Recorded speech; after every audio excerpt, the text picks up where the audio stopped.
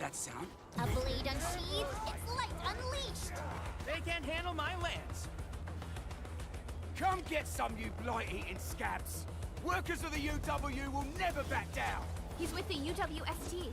We've got to save him first.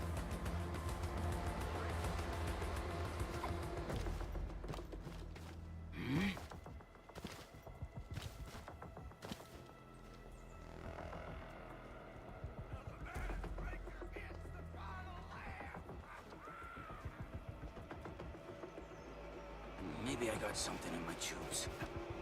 A Something. blade unsheathed, its light unleashed! All variables within estimates. Forward! Take your exit! Take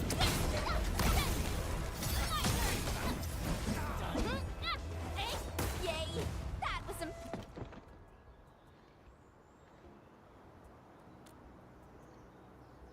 Ooh, I'm okay.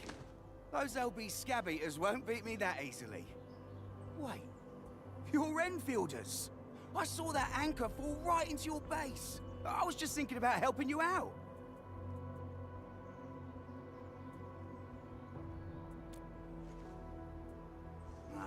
The Angaloy and LBs kept trying to get into this place while tearing apart everything we built. We could barely hold them, and had no choice but to beat a fight in retreat. Anyway, appreciate the help. I gotta fix our facilities here. Once I'm done with that, I'll go bandit smashing with my hammer right here.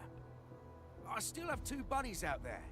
If you see an Alafia and Fort, tell them to bring their arsenal. I'll get myself ready for a major slugfest.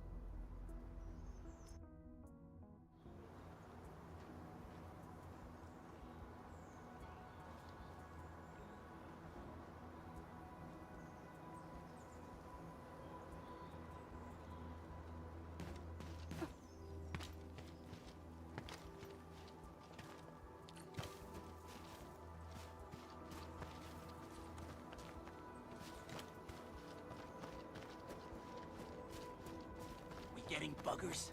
We found the food? The raiders have taken a UWST crewmate prisoner. We must defeat them. This again. Time to try my red skull.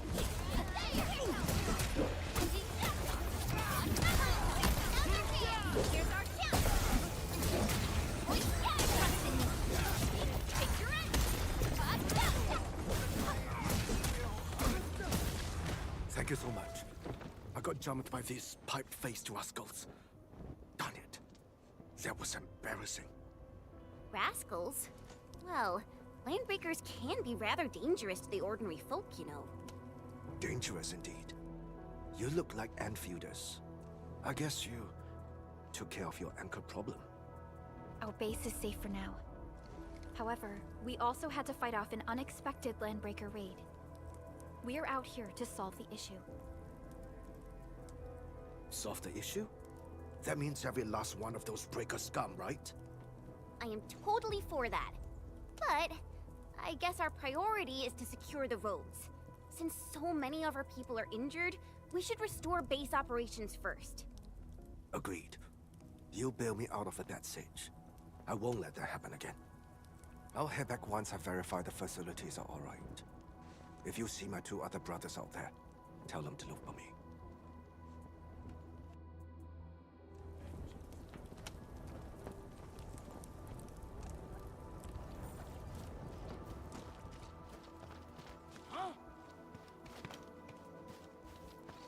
Let's do this together, lads! I'll start. Got a present for you.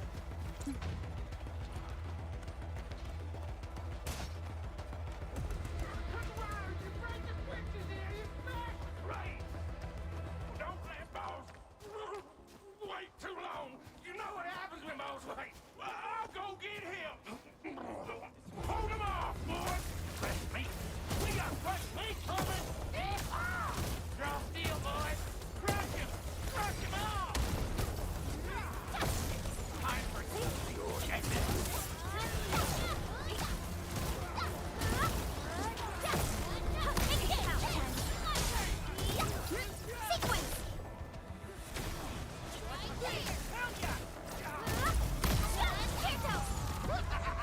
We're all around you!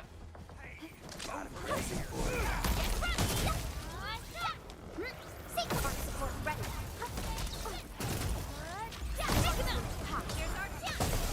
I'm gonna make...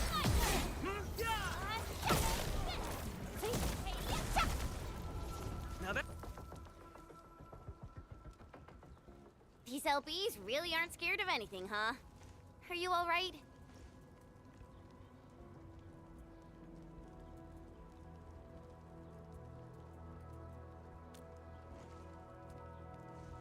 This is Strange. The Landbreakers built a camp here, but they did not loot the nearby areas. That means we kept most of our stuff, right? Sounds like good news to me. But it makes no sense. These raiders often raid various sites and settlements for essential resources. I was expecting to see devastation. So you're saying that they left most of the loot nearby, but stayed put here? It's not raiding. More like occupying. Occupying? Entman? Supervisor Perlica? I'm on my way with the cleanup crew. Please wait for us. Oh, it's Big Owl. Wait, he didn't mention my name? We'll talk about the Landbreakers later. Our priority is to deploy the automation core. Since Andre and his crew are arriving soon, we can clean this site of their illegal and unwanted structures.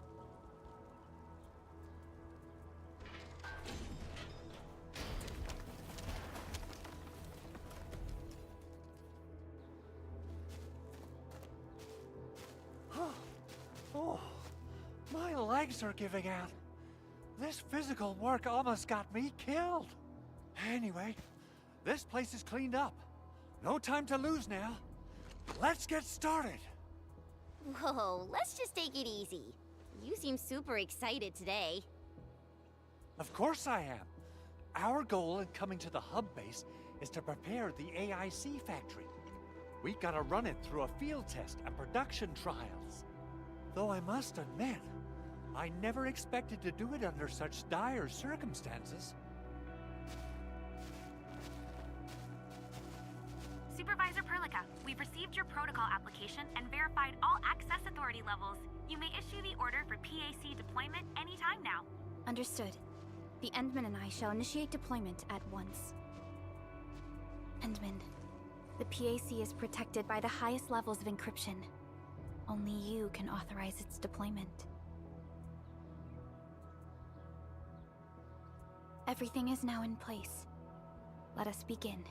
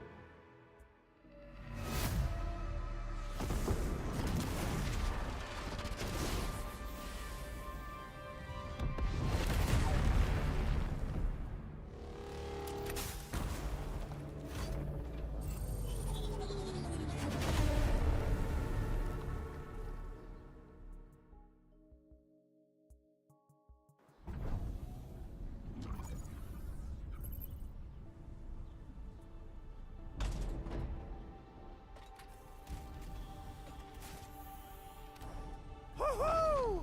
That's wonderful! It's just like what I've envisaged. We can totally deploy the PAC further north and push into the frontiers. Sorry. I just got a little too excited. Whew.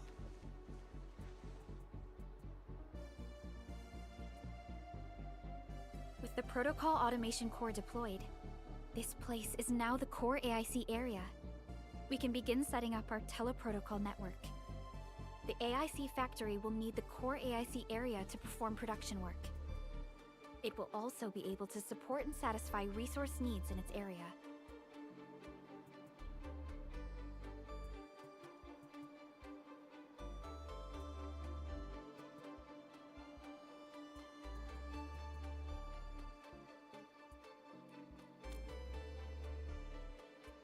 Now that we've seen the stars, we should plant our feet on solid ground. You reminded us with this line on more than one occasion. Don't worry, Endman. We have not forgotten your lesson. The protocol automation core and the entire AIC factory it supports will give rise to new hope. I'm gonna give the automation core a few tweaks. just deploy the relay towers and transmit power to the protocol resonance tower. This will let us force restart the Originium power facilities within the hub base. I've allocated a batch of relay tower from our stockpile. We can now deploy these facilities anytime at the required locations. Wow, that sounds awesome! How does it work? Oh, you can treat it as a form of facility printing based on the properties of Originium. As for what the automation core could really do, this is just the tip of the iceberg. By using the reverse internalization technology, the automation core can serve even greater purposes. But right now, let's focus on the problem at hand.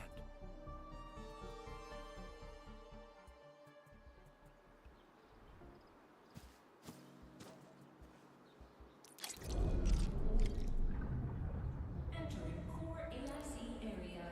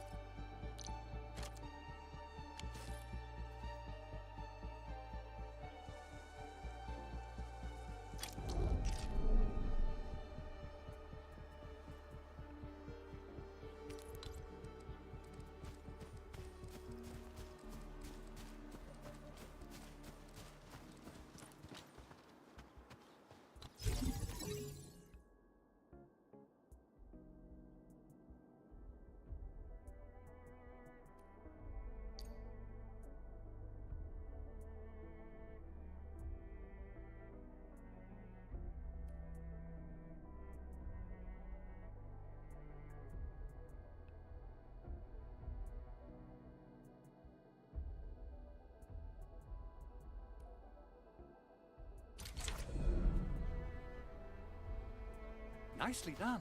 Our next step is to start power transmission from the PAC.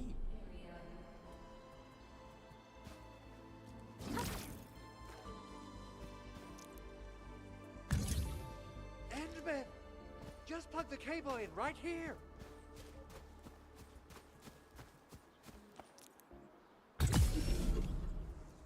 Both the PAC and relay tower seem to be in working order. Now, we just need to deploy more relay towers and transmit power to the resonance tower. Well, looks like my work here is done. Supervisor Perlica, I guess I'll head over there to do some inspection work.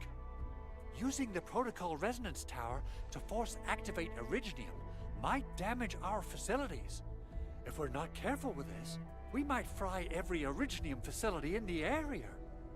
Okay then, time to split our forces. Completing the automated industry complex is a top priority for Enfield Industries. It is our core solution for dealing with the hazards of Talos 2. Enfield completed basic verifications of the PAC technology several years ago. However, we encountered a crucial bottleneck that delayed our progress. Until recently.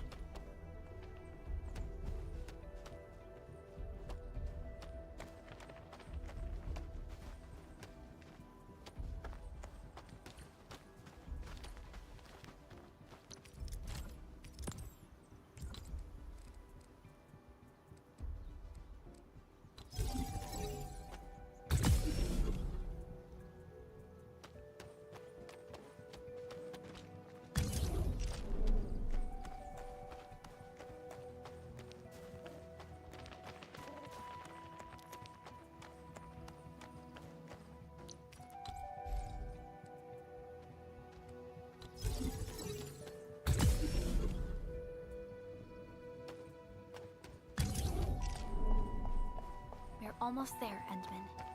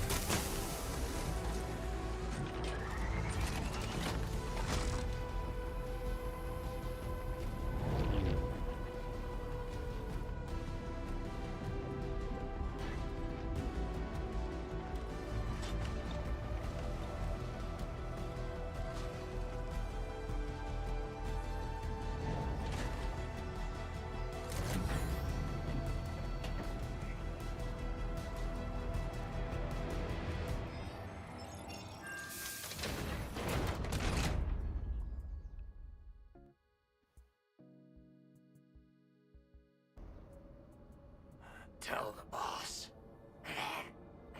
Enfield has arrived.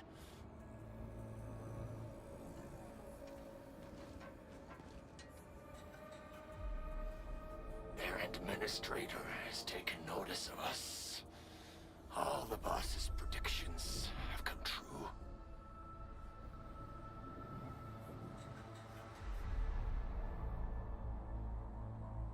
Good. Connection interfaces look normal. I was worried about compatibility issues between our old and new equipment. I thought you Enfielders would never finish that project of yours, but you just deployed it in a flash. This tech is incredible. We now only need a single night to construct a proper shelter in the wildlands. This is the future that we want to achieve with our AIC factory technology. What was once our dream has finally made a major stride forward. You did a great job, Big Owl. Oh, I mean, Mr. Andre. Oh, why so polite today, Master Chen? You got my feathers tingling and fluffed. I can hardly recall the last time you called me Mr. Andre. I've always been like this. Endman, Supervisor Perlica, power is back online at the hub base. Thank you so much. Roger that, Director Chin. The automation core is working well. Perhaps we can run a few more tests. Is there anything else we can help with? Yes, we could definitely use the support. The comms node is still under repair, so we can't contact other regions yet. And we're short-handed across the entire hub. Right now, the biggest problem is the Originium byproduct processing center. If anything happens to that place, the results could be disastrous. I'm forwarding information on the site to you.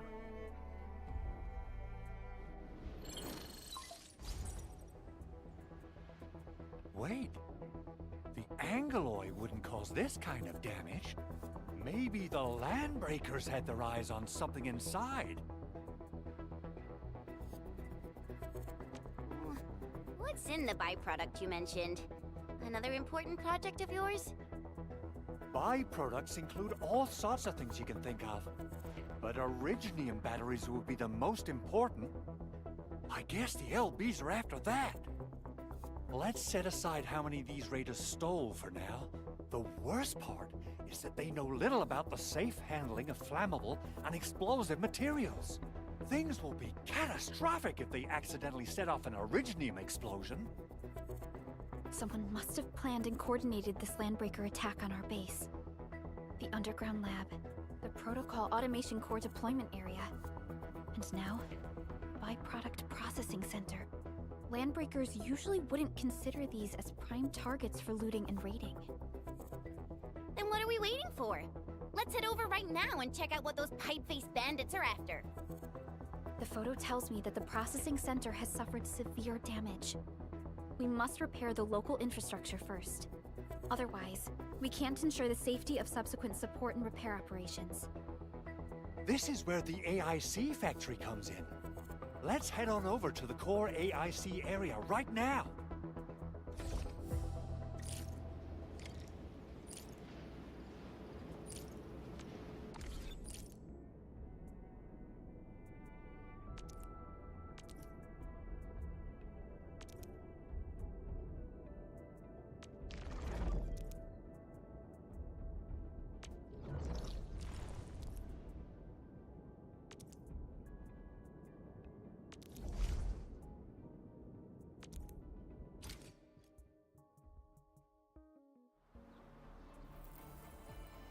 Entering core AIC area.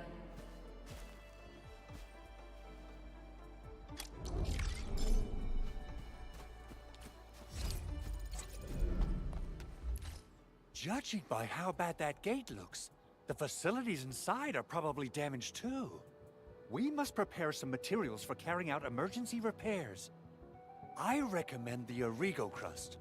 It's the most common material for producing all kinds of machinery and equipment. The very nature of Originium makes it the quintessential material for industry and engineering. Wow, if it's that useful, I'm guessing we've got a whole warehouse full of it, right? Yeah, we, just happen to have used up the local stash. Nobody expected that anchor fault to hit right in the middle of our base. There was so much damage that we needed to fix. That being said, we have to start from square one and do some manual mining. I'll prep various AIC facilities while you head out there and gather some Originium ore. You'll see plenty of ore formations and trees in the wilderness of Talos too. Since we lack proper gathering tools, I suppose we can hit them with our weapons. Nice! I guess it's time to show the Endmen my new moves.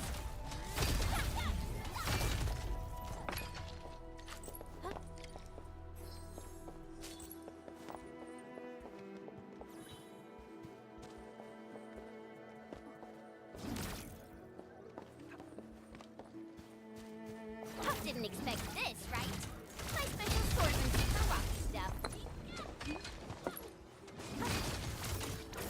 Yup, good. I've seen these in textbooks. Are they valuable?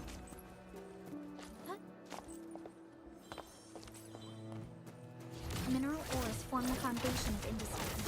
Which is already known. These minerals may come in handy.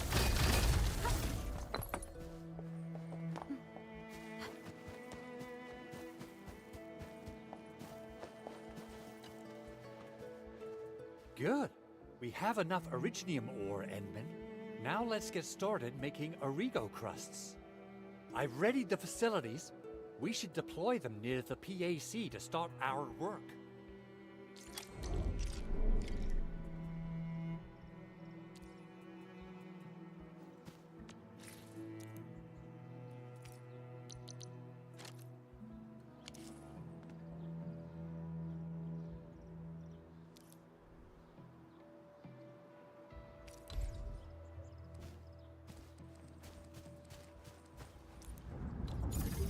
Entering core AIC area.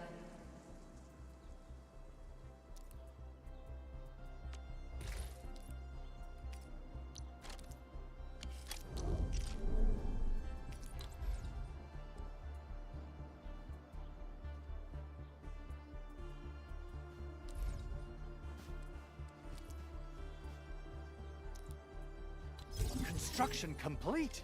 We can now activate the refining unit.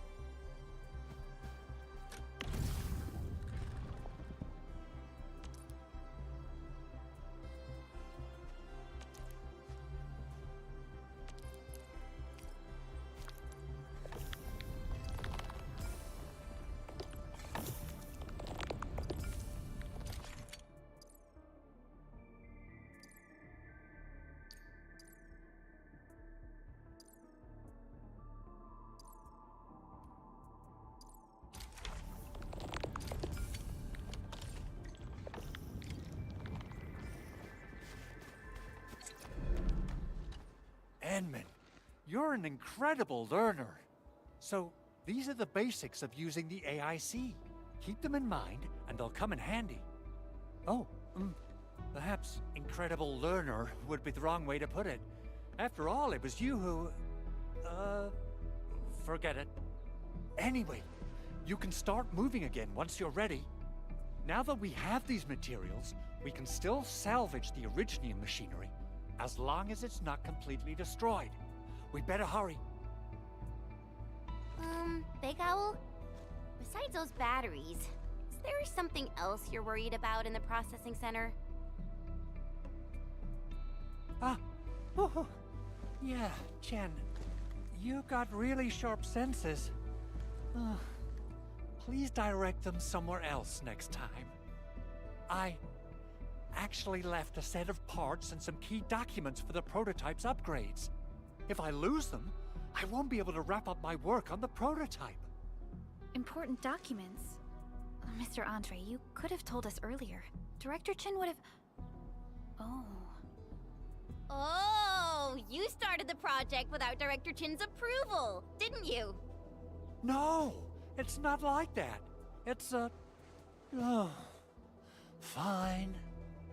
The evaluation process can be a real bummer. So I spent my own money and got someone to custom build a set of special equipment. These are actually modification parts for a large area arts unit. Oh dear. If Chin learns of this, she's gonna have a really long talk with me. But I can't just delay the progress of the prototype project. It will be such a waste. Edmund, Supervisor Perlica, please. You must understand. We understand. Let's move out as soon as we can, Endman. Oh, thank you so much. By the way, some operators just set up a few zip lines in this area. Use them. They'll help you get around faster. Shared facilities left by others are temporary. Feel free to try them out if you want.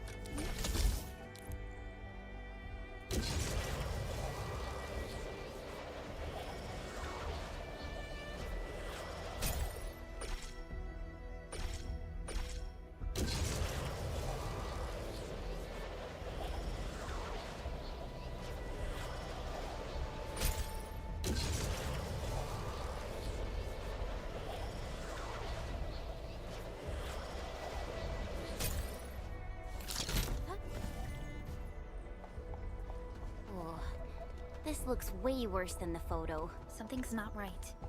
They smashed the circuitry when the gate was closed. These Origo crusts really saved us some trouble. We have Mr. Andre to thank for that.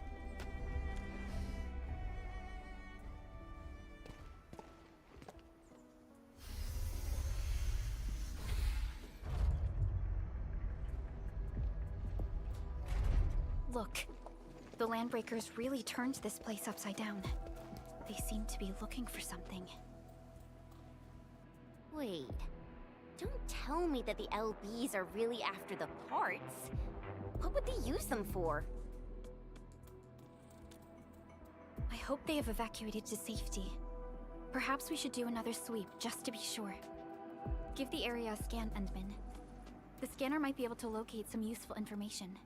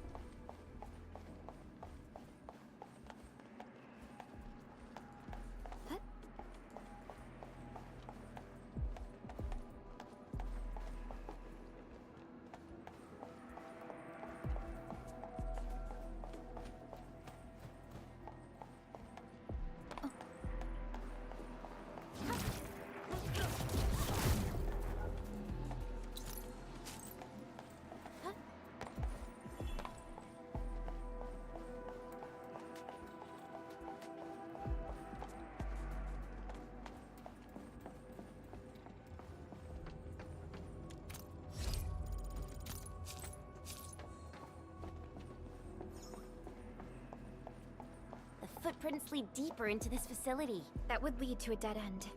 We should hurry up.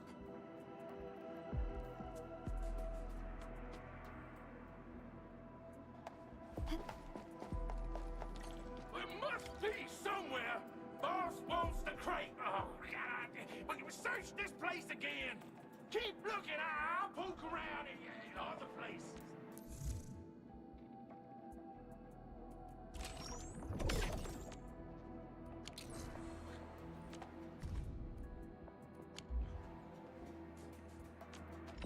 And ready to go.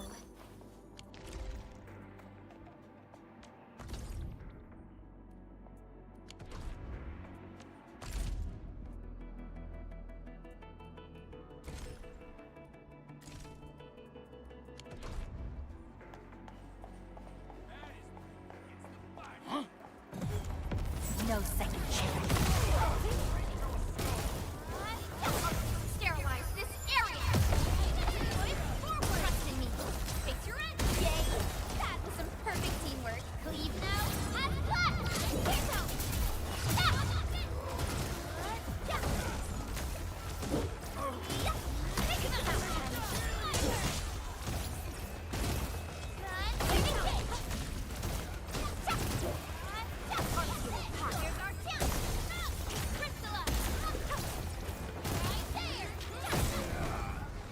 Now that's what I call a real fight.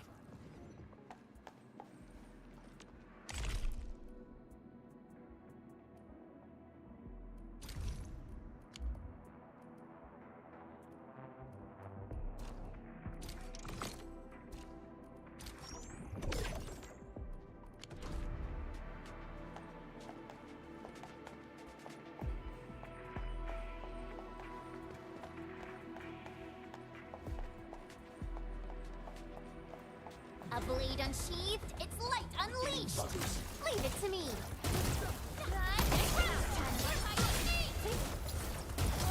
Trust in me! Face your end! Is that it? So quiet. Maybe they're gone.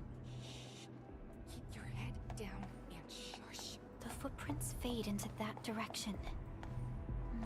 We need to find a way to reach the upper platform. Let's look around. Perhaps we can find a crate to hop on.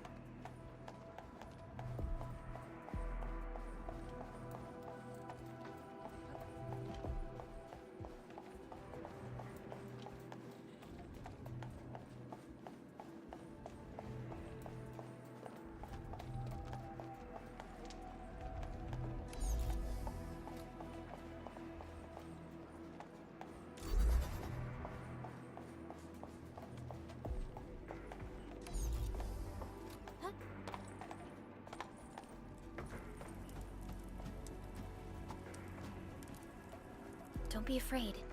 We're the Enfield Crisis Team. You're now safe.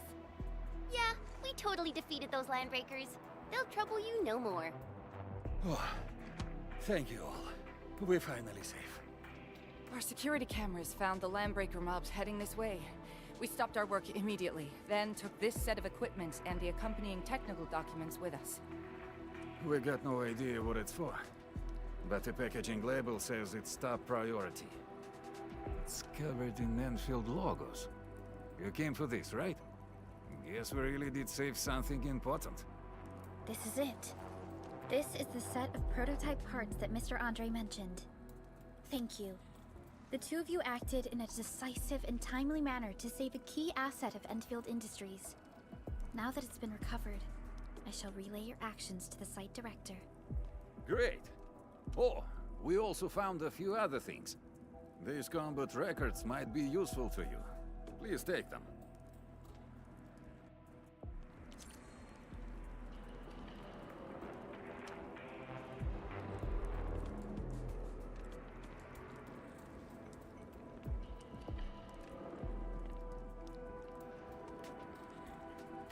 You know, I've seen other Hongshan swordmasters, and everyone seems to perform the same. Operator Perlica, standing by.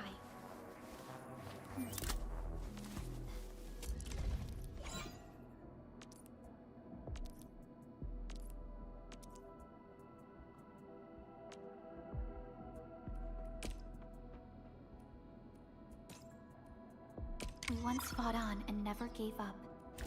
For it is our wish to witness your return. Watch this! Originium will carve up, prepped, and...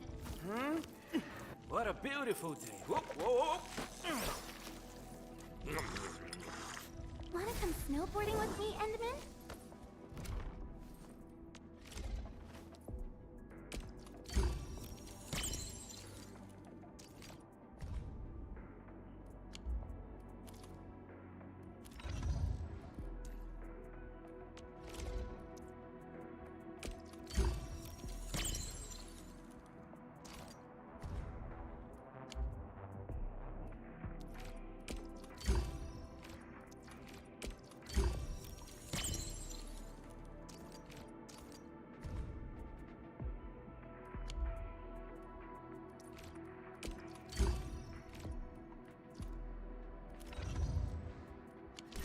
Since the Landbreakers are gone, we should start the emergency repairs. They should last until the base sends more people and materials for a proper makeover. You know, we really appreciate all the help you gave us, my Enfielder friends. Things look good for now.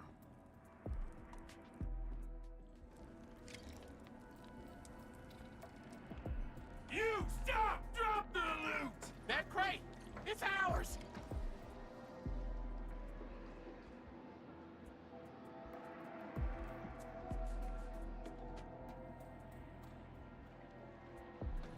Hear that sound?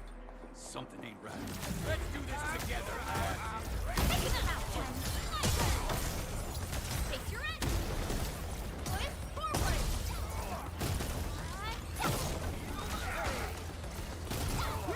Sequence!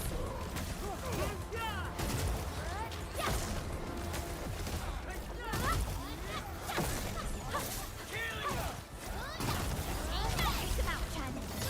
Ready to strike! Crystallize! Show!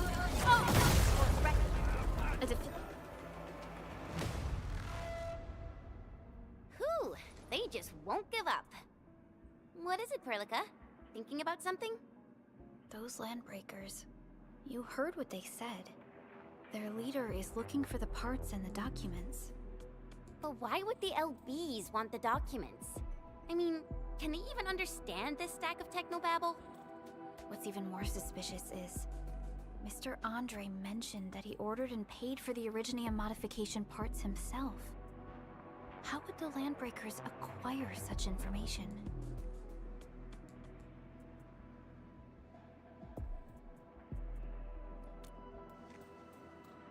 Mr. Andre should know more than us. Enfield has worked together with the UWST for quite a while. We often carry out joint engineering projects together. The UWST has spent years researching the ether rift of Valley 4. They have constructed an ether test site at the Power Plateau for this purpose. Though it does make little sense, I have a feeling that these Landbreakers are indeed looking for our technology and products. We'll get to the bottom of this afterwards. The good news is that we successfully secured the processing center and recovered the parts and the documents. We should head back to Mr. Andre. Endman, the automation core can also be a target destination for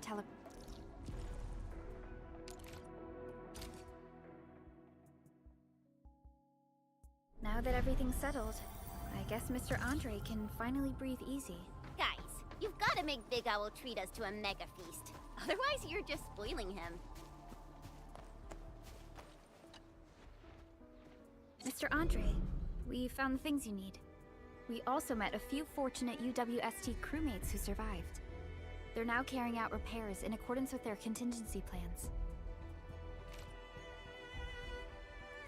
Wonderful, Edmund and Supervisor Perlica.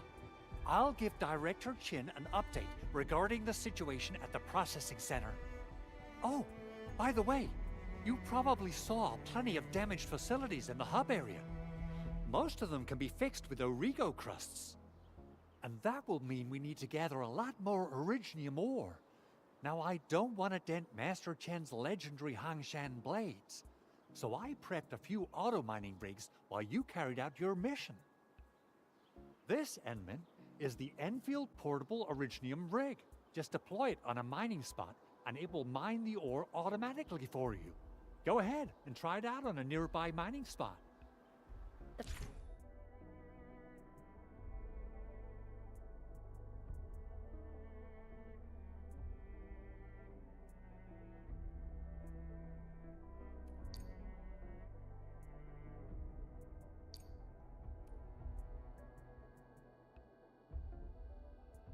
Portable Originium rig automatically sets aside some of the excavated ore to power itself.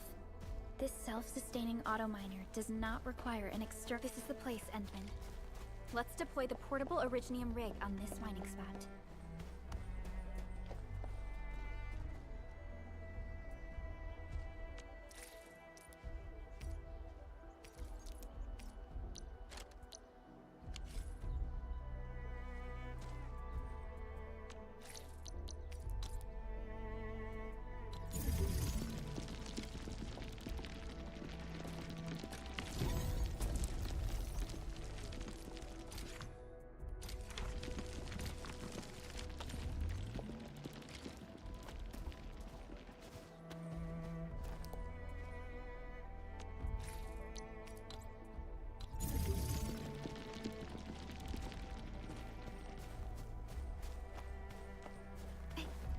And then, we can now produce Origo crusts in batches.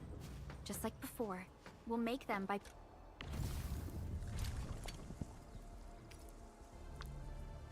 putting Originium ore into the refining unit.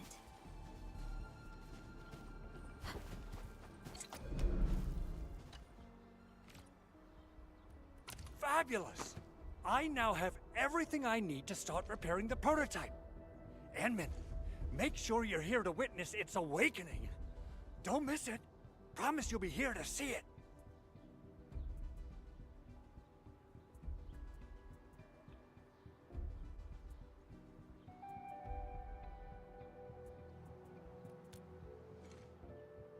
Landbreakers? Why would they want these things? T11 Originium prisms are highly fragile. Same goes for the high-precision nucleic crystal centers. If handled by untrained personnel, they can be easily damaged. The prototype is an experimental tech we developed for the ether side. To the Landbreakers, it's probably just a hunk of scrap. Yeah, quite odd indeed. Maybe some Landbreakers thought, hey, that looks expensive, and figured they could flip it on the black market. Anyway, since we've retrieved the crucial items, let's focus on the matter at hand. We should also update each other if we find anything new.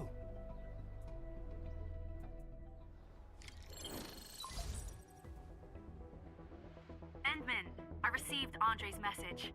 Good job out there.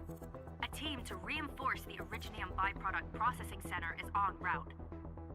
The arsenal is the objective of our next mission. I couldn't get in touch with our arsenal engineer. The entrance of the arsenal was blocked by a collapsed building during the attack. Our closest enfielder is investigating the site as we speak. She should be in touch with you soon. Edmund, we got a high payload situation on our hands. We don't have enough people to clean up the collapsed building, and we couldn't bring in the heavy machinery. The only solution left is to up the yield and blast it all to pieces. I wonder if the crisis team could do me a favor and get me some of that Originium powder? I'll wait for you at the arsenal entrance. Originium powder? I'm sure Big Owl knows how to make it, right? Of course I do. It's time to reveal the shredding unit. Mineral ores, metals, plants, it doesn't matter. You name it, it shreds it. This is your penultimate shredding solution, proudly designed by Enfield Industries. Head to the PAC and use it to construct a shredding unit. The PAC is meeting all our expectations so far.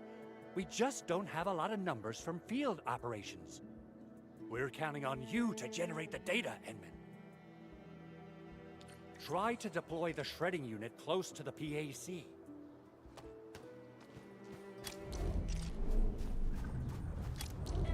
Core AIC area.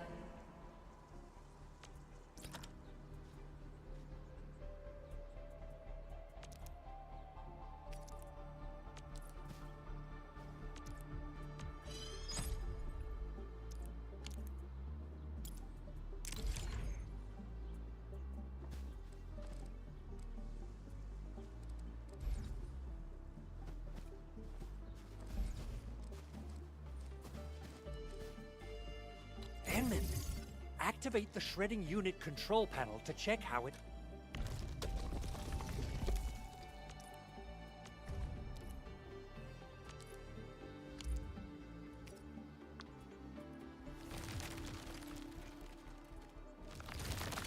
Simple and intuitive, right? It shares the same basic control panel as the refining unit. I say it's time to shred some originium... more to powder.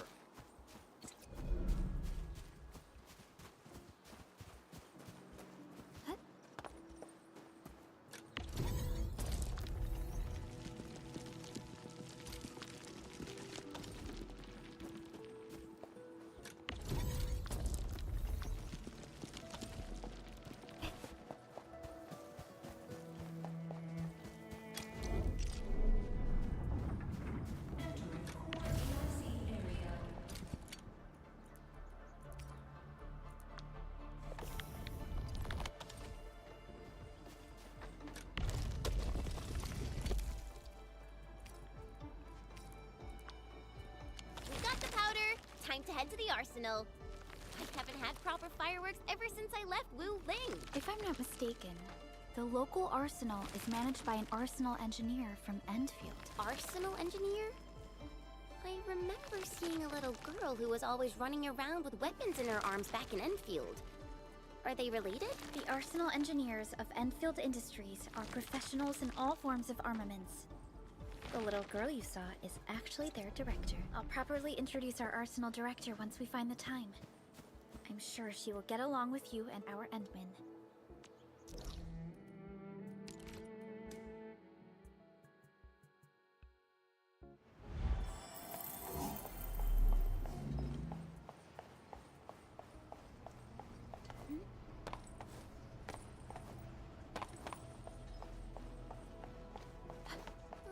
There's no way we can get through all this rubble. Let's go and find our fellow Enfielder. You're here! Our high payload situation hasn't changed at all. I've prepped the explosives and marked the detonation site. Don't worry, there's no risk of sympathetic detonation. I just hope you have the originium powder to make the bombs.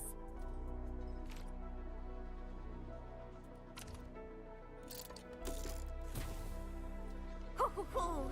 Endman, this barrel of originium bombs is ready for use. Blasting, demolishing, and rubble-clearing work has never been easier. Oh, and our AIC factory has been deployed, right? Endman, you can totally use the factory to make even more explosives! She really likes explosives.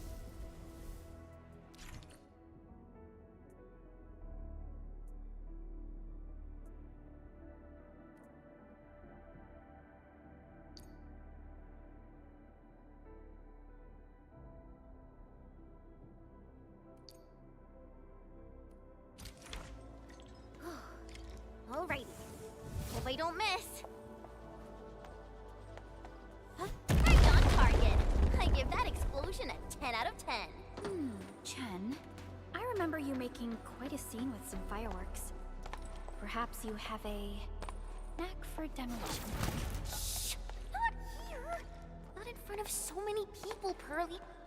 Hey, you alright?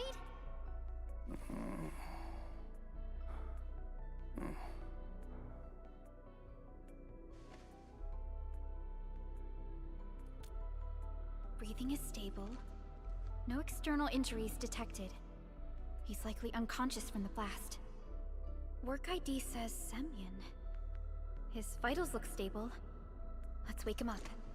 Wait, Chen. Go easy on him, all right?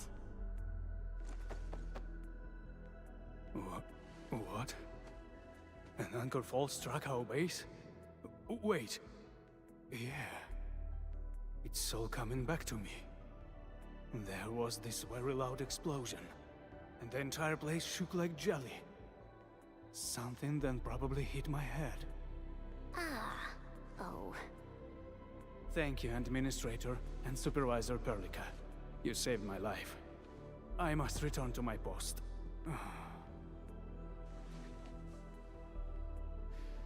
Fortunately, this arsenal still seems intact. Take a piece or two. It's my duty to make sure you're wielding the best weapons we have.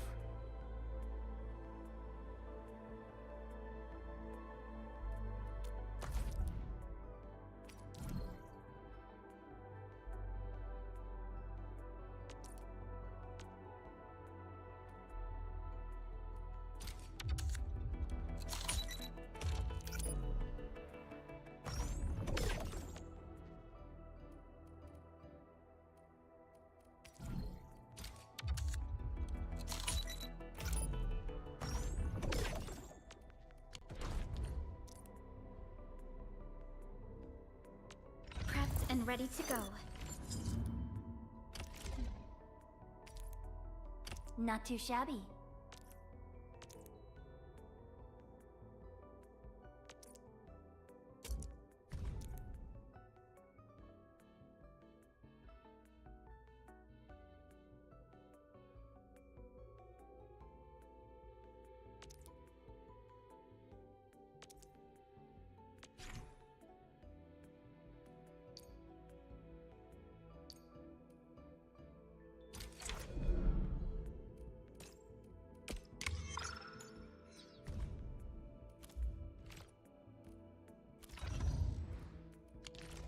Good.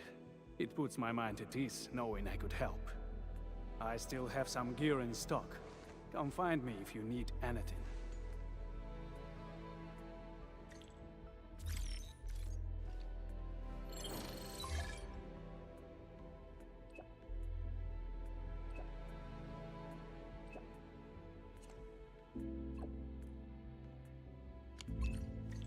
Speaking of which, the Valley won't be the only place that's getting an AIC factory, right? Valley 4 is the first step for the AIC factory. Our plan is to deploy the AIC in various regions along the frontiers. So what happens after that? After that? Yeah, once we step into the frontiers, what do you want to see? Brand new cities? Or cozy homes for everybody? I actually hoped to see all those visions you listed, but truth be told, I never thought about the question you asked. Perhaps I only hope to witness the fulfillment of a long-held wish. Oh, a wish from Pearly? I bet it's something noble and compassionate. No. It's not a wish from me. It came from someone else. Someone who shared it with me.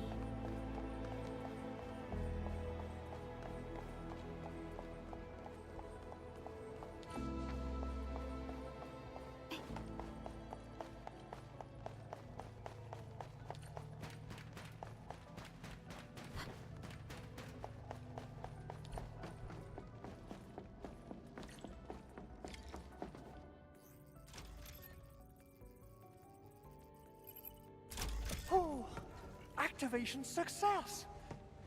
Can you hear me? Hello? Are you there, my little buddy? T-A-T-A? Absolutely wonderful! This proves my repair work was a success. This here is Operator Chen, this is Supervisor Perlia, and this is our Administrator.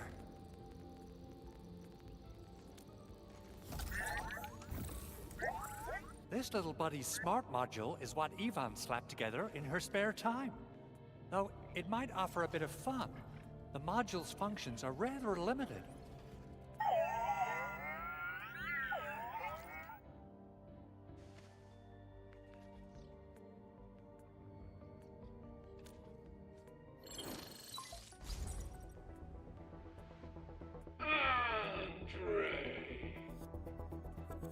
What? Is this a radio call? No, wait. It's a pre-recorded voice message. This voice message is triggered if some dummy performs a hard reboot during maintenance mode. You! What did you do to my precious baby bot? Ooh, someone predicted Big Owl and all his silly moves. I don't know what you did, but it's gotta be serious. Get yourself over to my place and apologize! Also, bring my baby bot along. Remember, if you ever do that again, there'll be no mercy! Edmund, Supervisor Perlica, you must be my witnesses. I did nothing wrong. I did my best.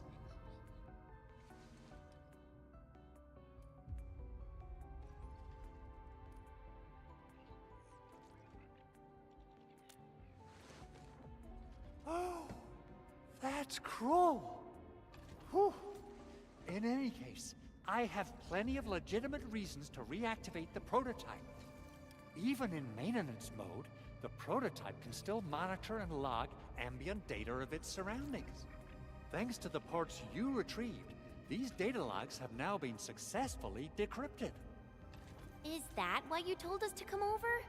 All right, stop hoarding the info to yourself. Tell us what you discovered. Okay, look. I found abnormal Sniffle energy just fluctuations coming followed. from the Valley Fort. They appeared shortly before the anchor fall. The intervals between these fluctuations are nearly identical to the intervals between the anchor's arrival. They are just too similar. So I have to conclude there's a link between them. I don't know about the details or principles of how it happened, but this feels like a valuable finding we should look into.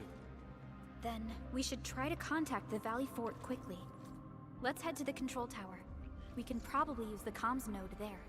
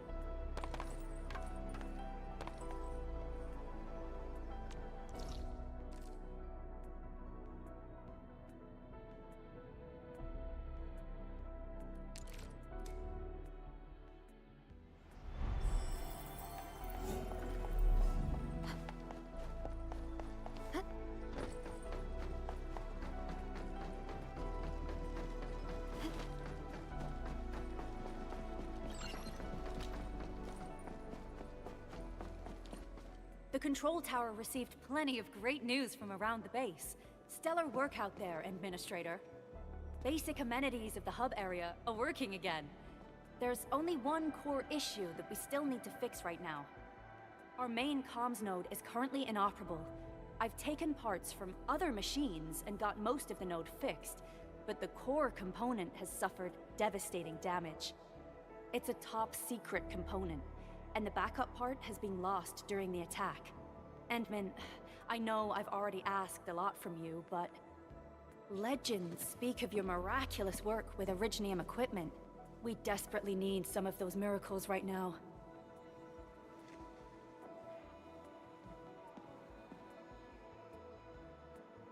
Endman, there was a time when you could directly sense the operations of Originium machinery. You could even fine-tune Originium circuits on the fly, modify gear, repair machines. You use this special form of arts often. Originium has a wide range of applications. We used both the Originium arts and industrial technology for power production, and the processing of various materials. Telos 2 has plenty of Originium cultivation sites and mines. In fact, we can call ourselves a civilization that stands atop the shoulders of Originium.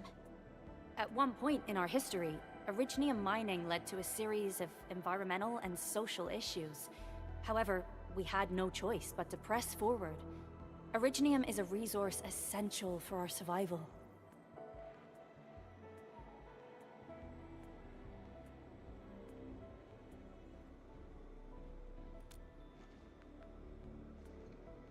But the Endman has just been awakened recently, and wielding powerful forms of Originium arts will affect anyone's health. Let me try something else. We can always find another way.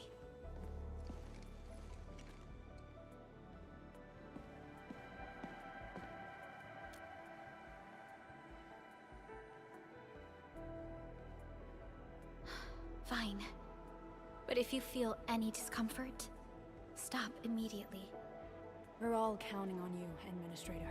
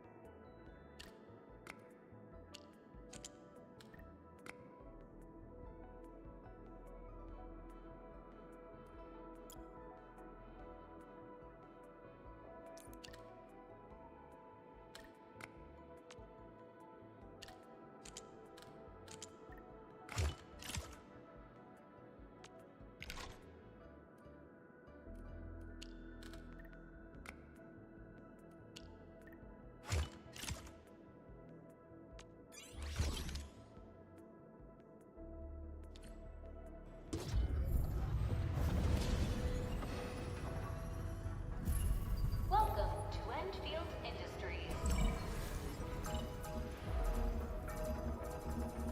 That's a lot of new messages. Booting up.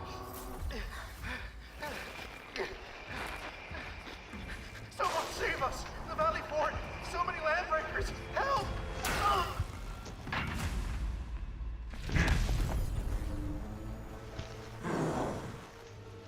Too much noise, scumbag! The Valley Fort seems to have fallen. That landbreaker, was he trying to taunt us? An LB mob raided Andre's basement labs. Another group attacked the Originium byproduct processing center. And then there's this group. It seems like, while our comms were down, the Landbreakers launched simultaneous attacks at multiple key locations throughout Valley 4. I'll have our comms team keep constant tabs on the situation. Simultaneous attacks across an entire region. This doesn't make sense. The Landbreakers lack the organizational capacity to pull this off.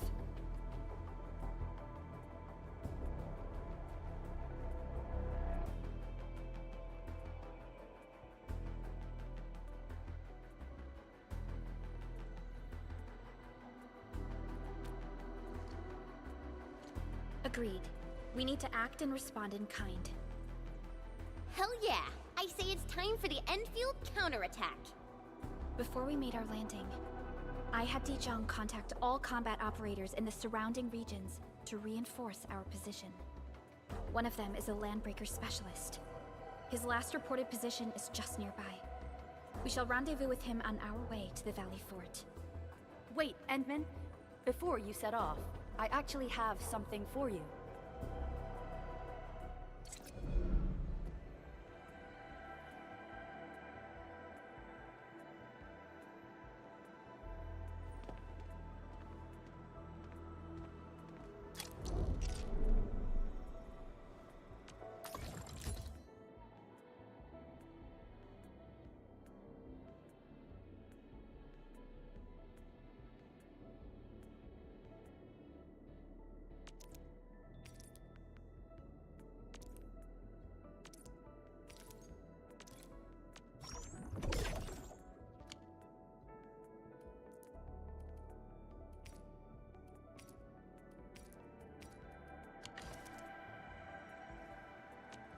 Operator Perlica, standing by.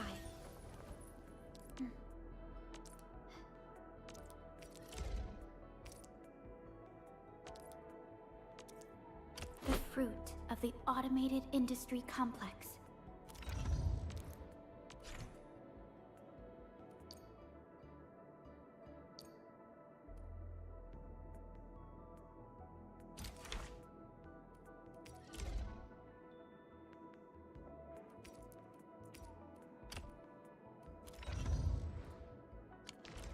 The security division and the crewmates managed to find some pieces of gear from our stockpile, though they're not top-notch.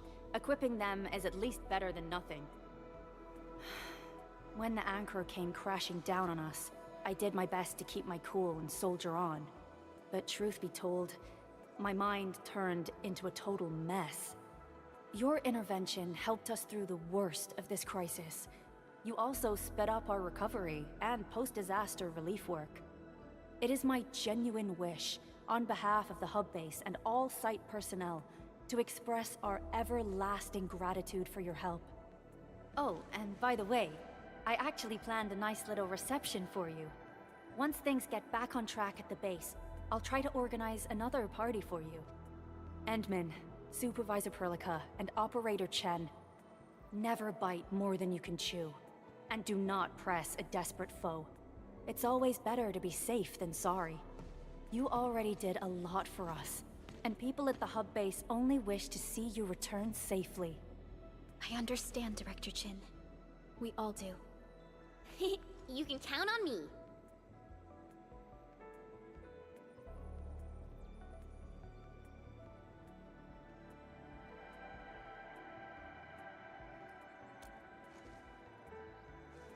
All right then. Good luck out there. Every action taken by the Landbreakers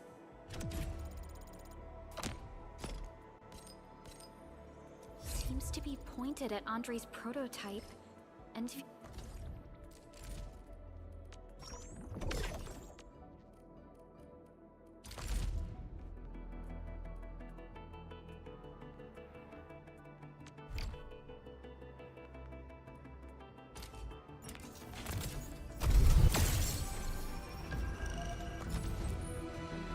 Catcher, Op Team Z7. My role is giving it. I am Egret. Call sign is Arclight. I am not a trained weaver of words, but I wish you well.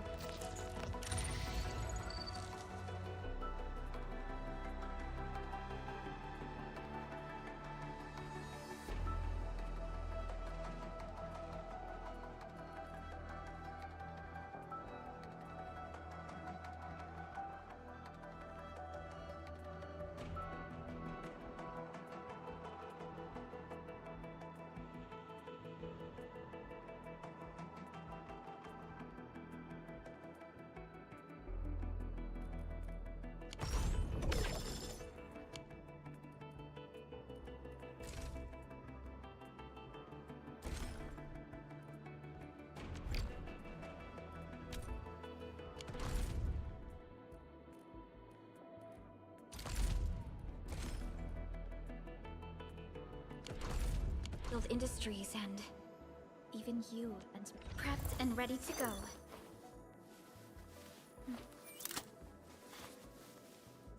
Over here, Edmund!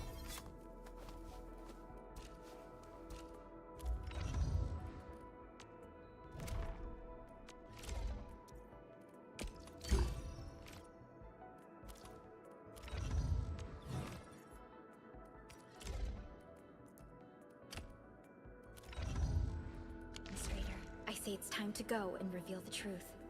Prepped and ready to go. I overworked myself again.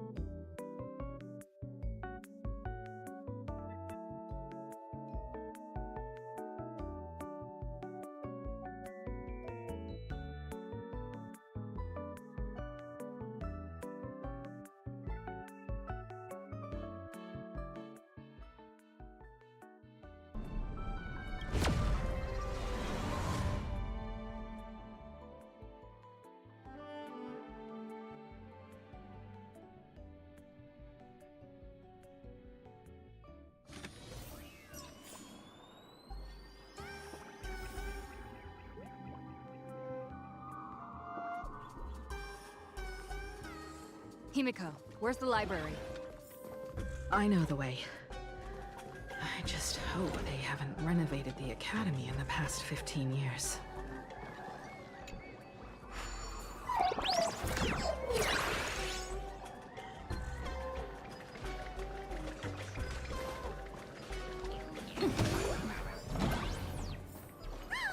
The express crew is here! Please follow my live stream channel. Please give Miss Sparksy lots of likes!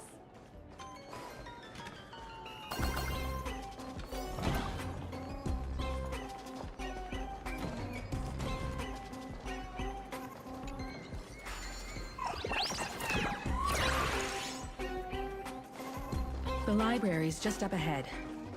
Finally, I can get away from all these live stream of... We're here, Bana.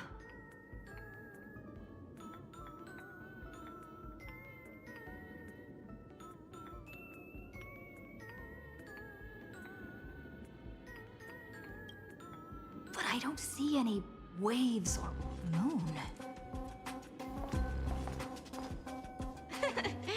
Where could it be? Like I'd ever tell you. Miss Sparksy herself ordered us to guard this place with our lives. Hey, get that stream running. Ugh, kids these days. They ignore their studies just to focus on the internet. As an alum of Graphia Academy, it's my duty, as tradition dictates, to give you all a proper extracurricular lesson. Hey, juniors, ready to roll?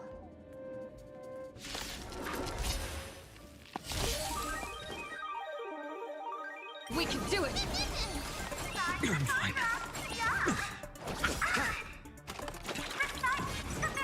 The dead return! Serenity is before me. Watch over you and guide you on your path. For tomorrow!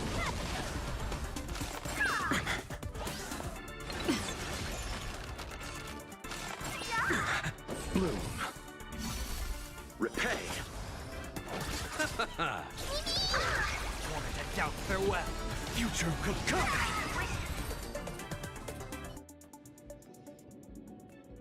Where could they be hiding the landscape painting? After all, it's an image Nanad thing. Once sealed in a scroll or something, it'll be a pain to retrieve, Bana. Oh, right. Let's check out that photo Nana the reporter left us. Maybe we can find some clues.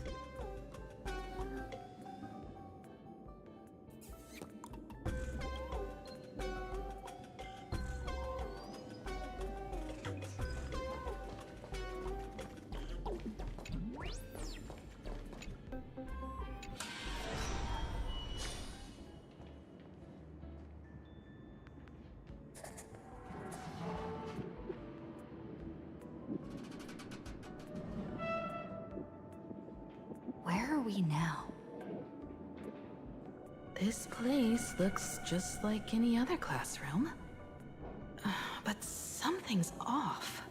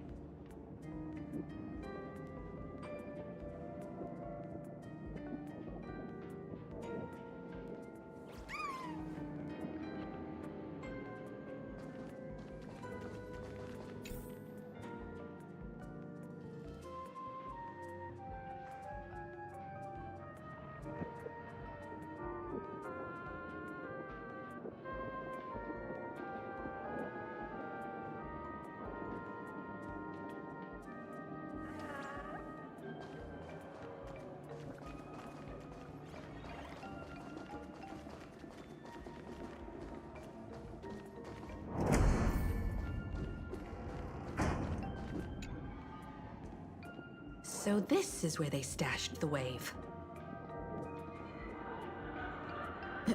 Did you hear something? I think I heard someone laughing. Something's not right. Is there something hidden here?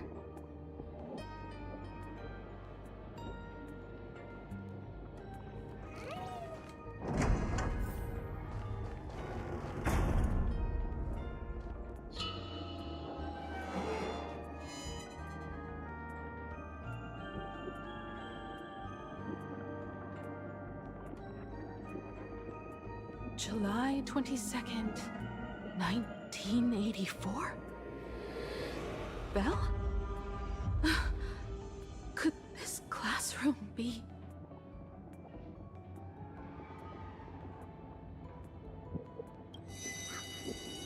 Senior? You're back!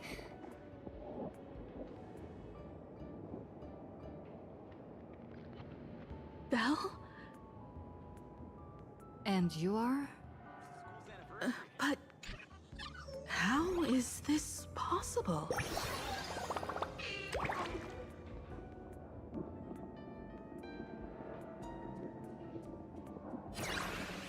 Tomorrow's the school's anniversary. Wanna grab some snacks on the rooftop? Yo, Bob. It really is you, Senior! You look so different. We almost didn't recognize you. Still, that dashing aura of yours simply can't be obscured. I, and so many of us, we've been here, waiting all this time. I'm so sorry. I was gone too long. It's unforgivable that I never came back to visit you all. You apologizing so seriously? That's not like you at all, Senior.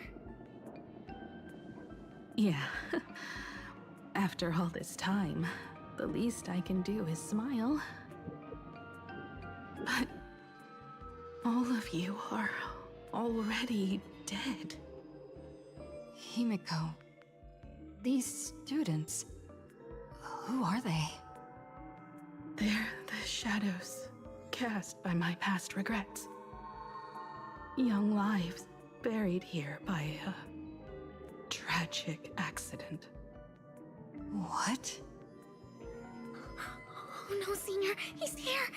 That thing is coming! Wait, what did you just say?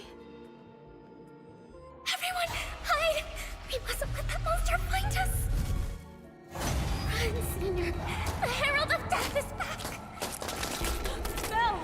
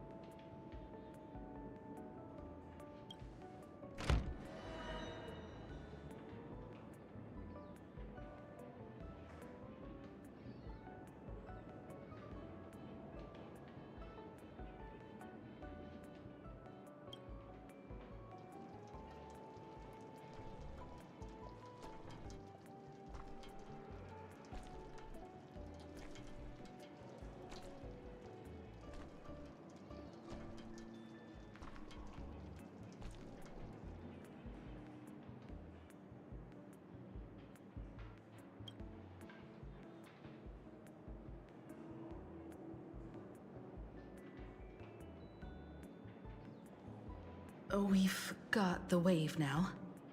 Time to regroup with Welt and the others. You can't save them. They're already ghosts. It wasn't Sparksy who attacked them, but something far more cruel. And they didn't die in the present, but during a certain twilight 15 years ago. We can't change their fates. However, This definitely isn't some kind of time travel to the past. Someone created this space for unknown reasons, only to reenact before an eyewitness the bloodbath at Graphia Academy from the Phantasmoon games 15 years ago. That's right. But that has nothing to do with the enemy we're facing right now. I know you have a lot of questions now, but we'll have time to talk about all this in detail after we deal with Sparksy. Come on. It's time for us to meet up with Welt. He just messaged and said he and March found the missing Furbonana reporter, Bana, and the final landscape painting piece.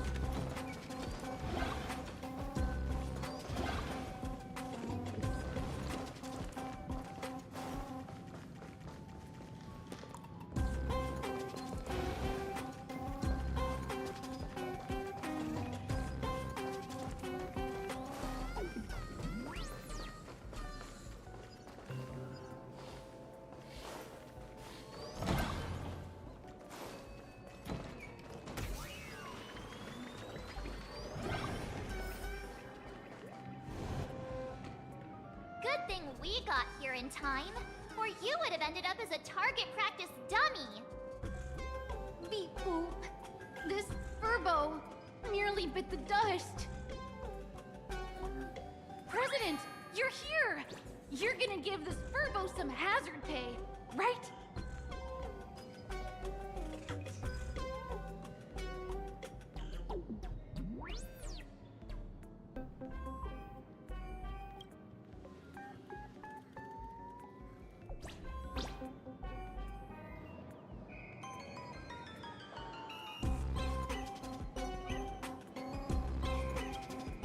Wispe called emotes. Sparksy must have given the moon to one of the emotes to look after. She really went all out, didn't she? The whole gym's full of moons. Now what? Be it Sparkle or Sparksy, both are equally just as headache-inducing. All right, everyone. Let's round up these emotes and take a look.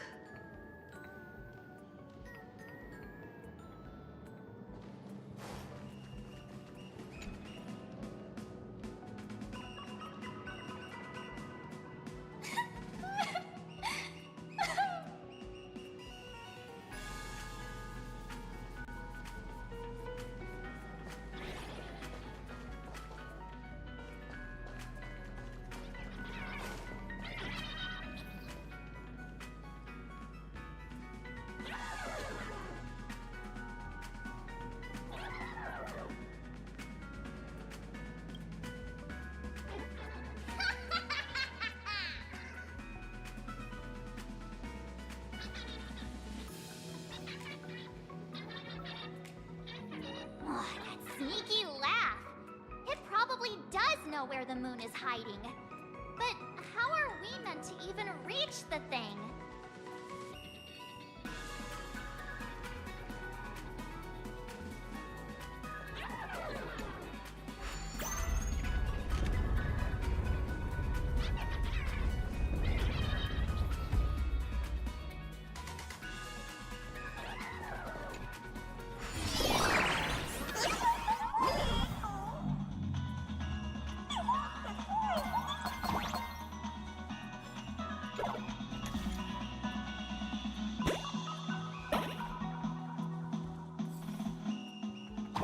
The gym. I've missed this. There was a time when I really envied those classmates who could sprint across the field, giving it their all.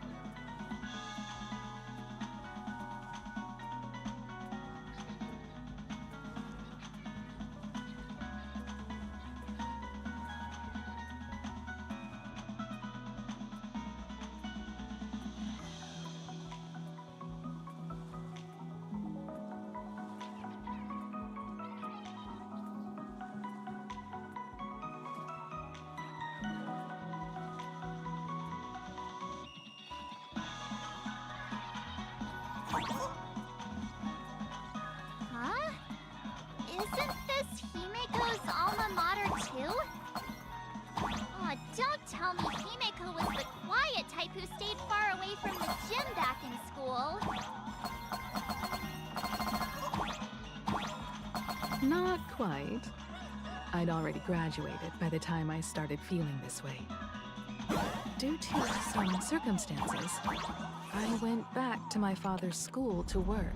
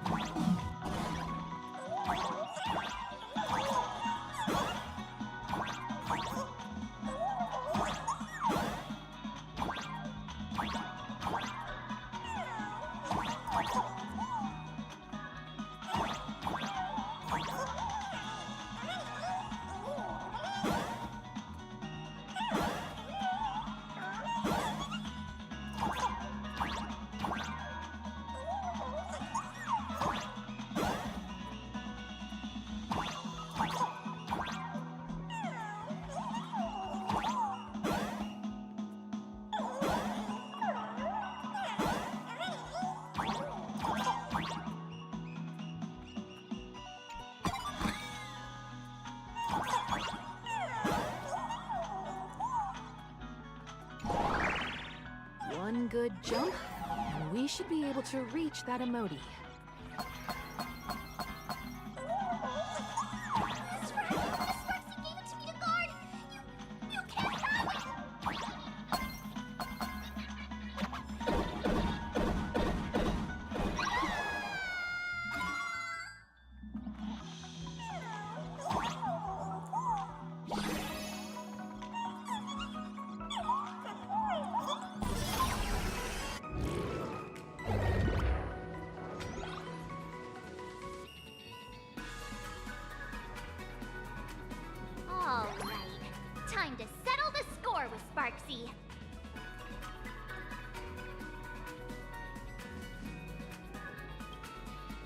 Since Sparksy dared to target the Astral Express, treating us like stepping nanostones in the Phantasmoon games, she had better be ready to become a spoil of war herself. She and I will head to the atrium next, piece the imaginated landscape back together, and help Sparkle take down Sparksy. Welt, March, I'm counting on you to protect the students at the Academy. Dovebrook's waves should suppress the mimetic contamination they're experiencing, but they might panic and run into the combat area. This time, I truly hope no innocent people get hurt during the Phantasmoon games. Don't worry, Miss Himeko. Mr. Yang and I have got this. You better give that girl a taste of her own medicine for messing with us like some comedy act.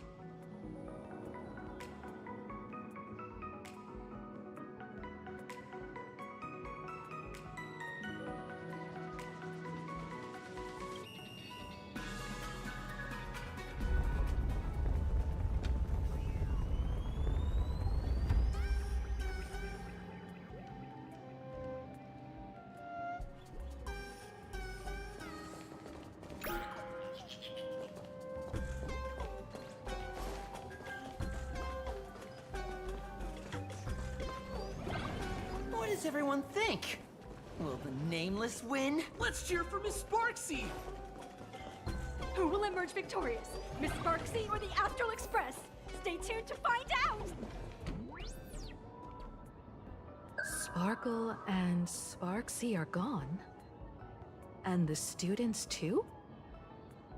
If you think you've got this in the bag, you're in for a rude awakening. Sparksicon hasn't even started! Time for your Sparksicon grand finale! Because I, the Nameless of the Astral Express, will challenge you as a fellow supplicant and crush your elation. Challenge me? I'd love to fight you. Hurry up and put the scenery pieces together.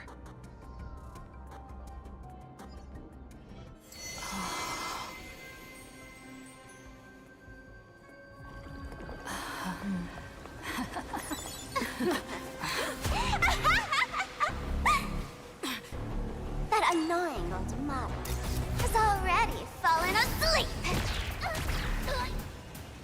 Soon, there will only be one sparkle in the world. Or maybe everyone will be one.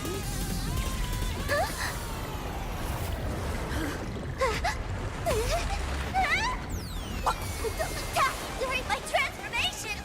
Despicable! Too bad. The audience has all arrived. I'll hereby declare the first battle of the Phantasmoon supplicants has commenced!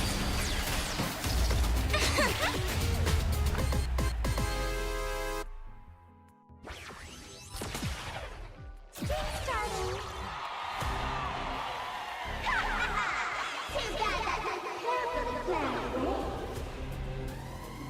Can't put up this sky full of sparksies! The rhythm up. Which power will convert here?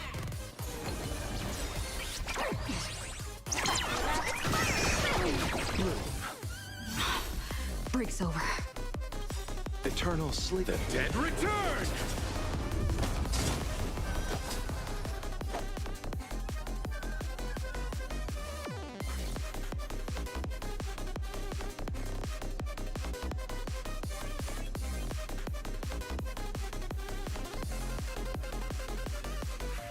What is it with...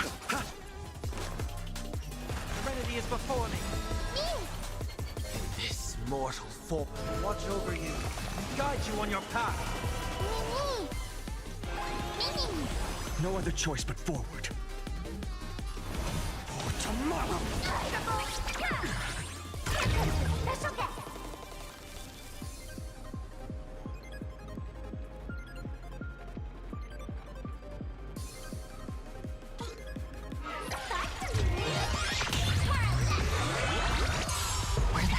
she dragged me to.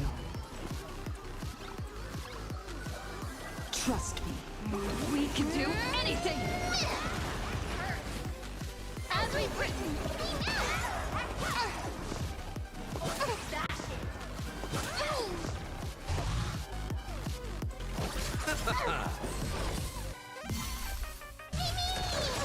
Heard the call. Wanted to doubt farewell. Future will come. Corpses consume me. Now you know what I'm capable of. A glorious victory! Hail the new dawn!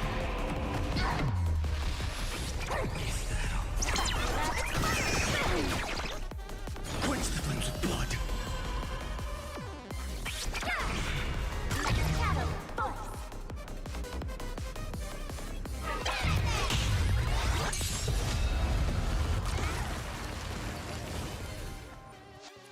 So without substance! Still hanging on? Did everyone really take good care of Sparksicle?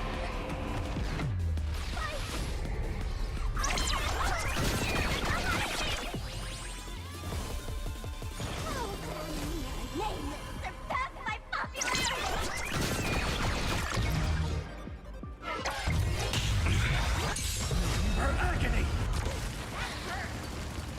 Hail the new dawn!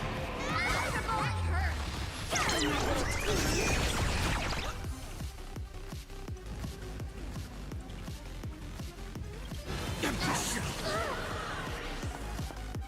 Support Sparksicle? Is that all?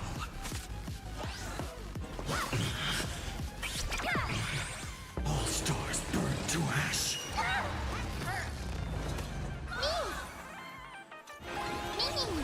Existence is of no consequence for tomorrow!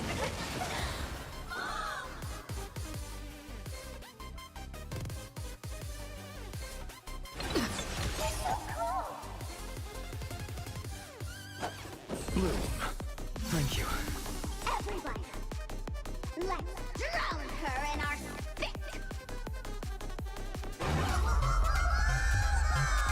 Defend me, Spark! Eternal sleep is not the end. The dead return! Cyber bully! Trust me, we can do anything! We'll overcome the thorns. Serenity is before me. No other choice but forward. This Watch over you and guide you on your path. future will come! Corpses consume me! Sun tear the sky! Cyber bully! Not everyone wants to be you. I'll show them my elation.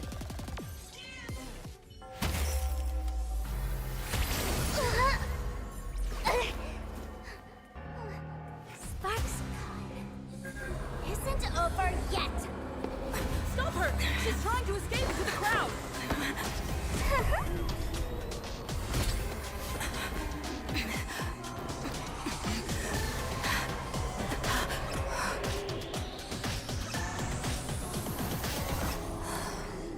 No need to panic, you two. Sunday will share my vision with you. Let my eye of Ishvara see through it all. Weal and woe, clear as day.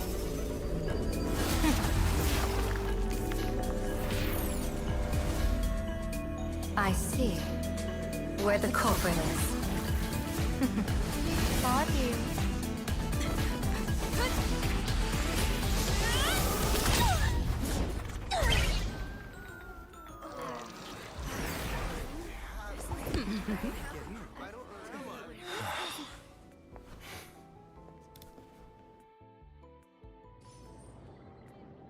Are you okay?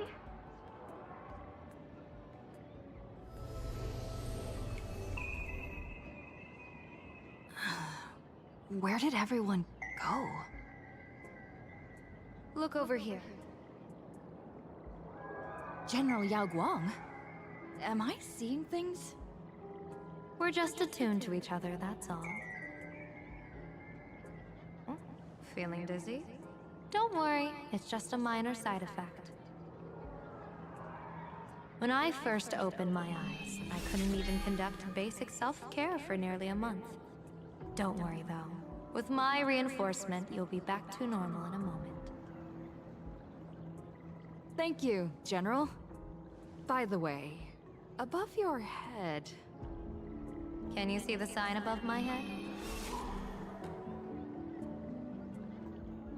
So, whether it brings weal or woe, whether it changes or not, please keep this secret safe from me. Don't let me know, and don't let anyone else, okay?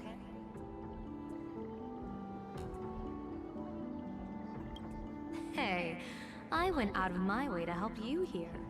Can't you give me a discount? Consider it good karma.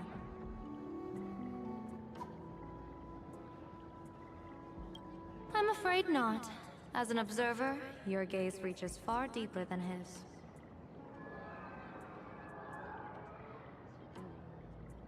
In that fleeting moment, your eyes gained insight into my destiny. For those who wish to defy their own destiny, the best approach is to avoid gazing too long into fate, especially not letting powerful observers do so. Now that you know the reason, surely you'll do me this small favor and keep this secret?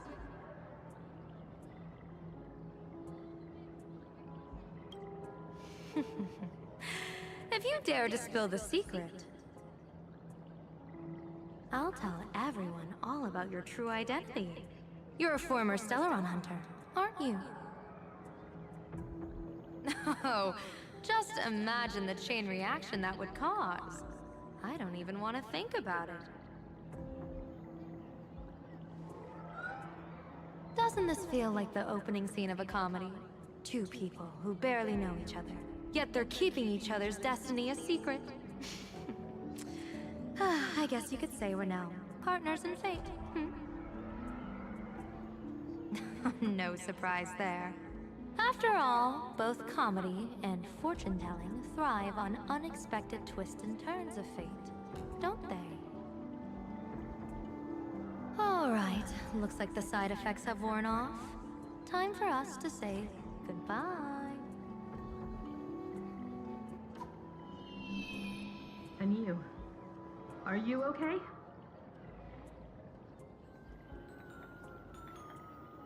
What just happened?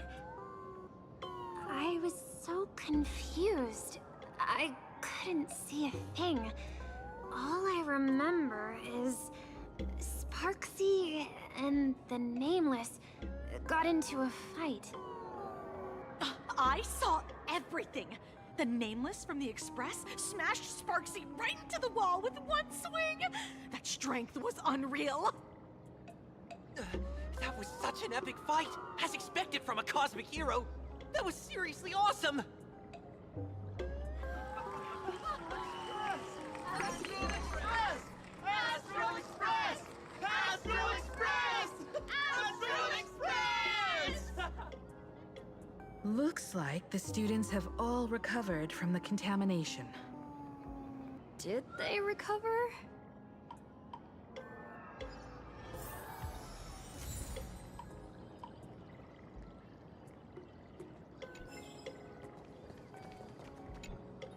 Sparksy probably didn't expect that the first miracle of the Phantasmoon games wouldn't be everyone becomes her, but the Express hero defeats the villain spreading the virus. Compared to a streamer reflecting people's desires, the fearless trailblazer of the Astral Express is more of an attention grabber.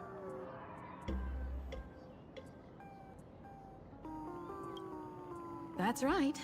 Sometimes the supplicants work together, sometimes they clash. It's like a coin toss. No telling which side will land until the moment it hits the ground. At least this time, I hope it doesn't end in bloodshed.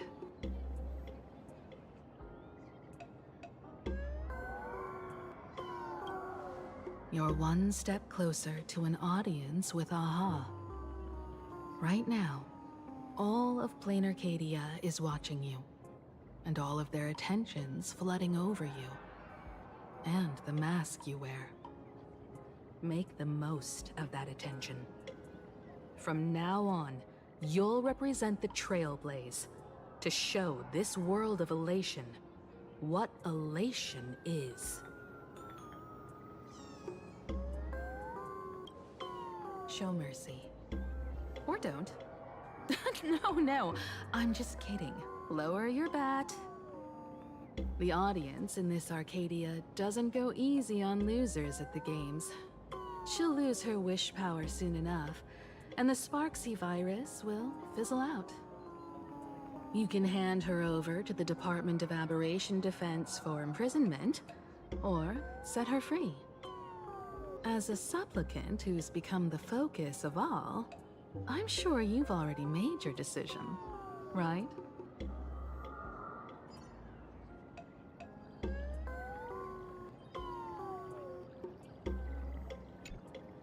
When she absorbed me, I thought it was all over. Thankfully, Gray Hair, you won this one. 1 point for the Trailblaze.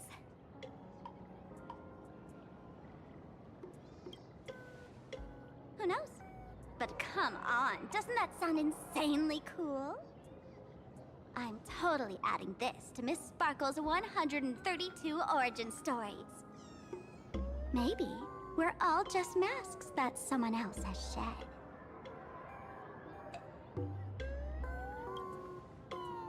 The tavern? They might kick up a fuss about Sparksy's defeat for a few days. Maybe some foolish hotheads might even come knocking to fight you. But trust me, give it a couple days and the tavern will act like none of it ever happened.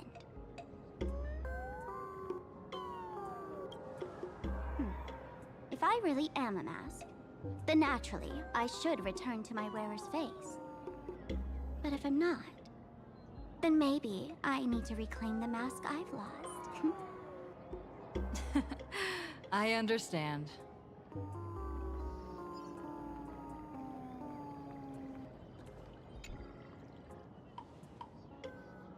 So, Victor, here to claim your prize? Very well. Sparksicle has no objections to that. So what'll it be? Gonna hand me off to the Department of Aberration Defense? Lock me up as a hardened criminal? But knowing you, you're not that heartless, are you? Or maybe you want to take away my streaming account as punishment. I'll livestream 24/7 and sing praises of your valor. All right! Let what belongs to the Graffia family return to the Graffia family. But don't let this little win get to your head. You've still got a long, long way to go before you meet the laughter. We can keep working together. Better to have a friend at the Phantom Moon Games than another enemy, right? What? No parting words?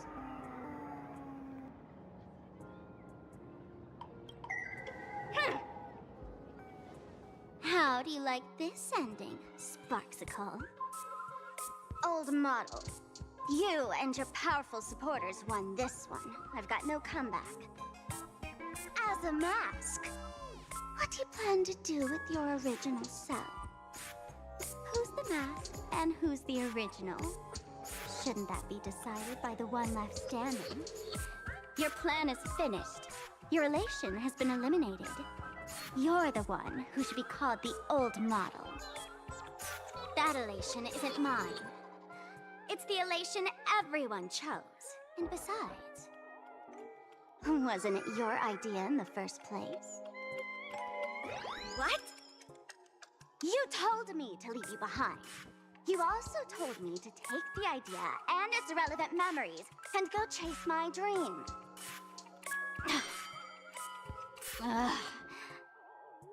That's totally something Miss Sparkle would do. How do you like this ending, Sparkle? How does that joke go again? Take the mask from a masked fool, and what's left but a fool? But take the fool out of a masked fool, and all that's left is the mask. Come on, Sparkle. Time to end this little charade. No show is complete without a curtain call. Shall we become one at last? Bang! Ladies and gentlemen, are you having fun? A friendly reminder from Miss Sparkle. Don't underestimate the Phantom Moon Games. You won't get another opening act as spectacular as this Sparksicon, you know.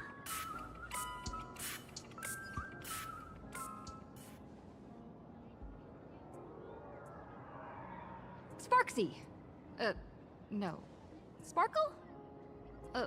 Which one is which? Perhaps it was just a masked fool, playing a harmless trick under the watchful eyes of the gods. Or maybe she just wanted to remind us that the elation in plain Arcadia has become something even the gods no longer recognize. In any case, everything here has come to an end. We should move on and unravel the next plot.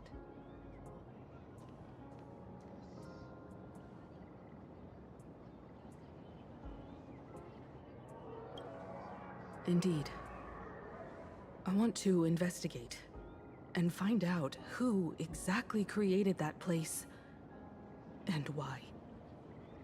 Let me know when you're ready to head out.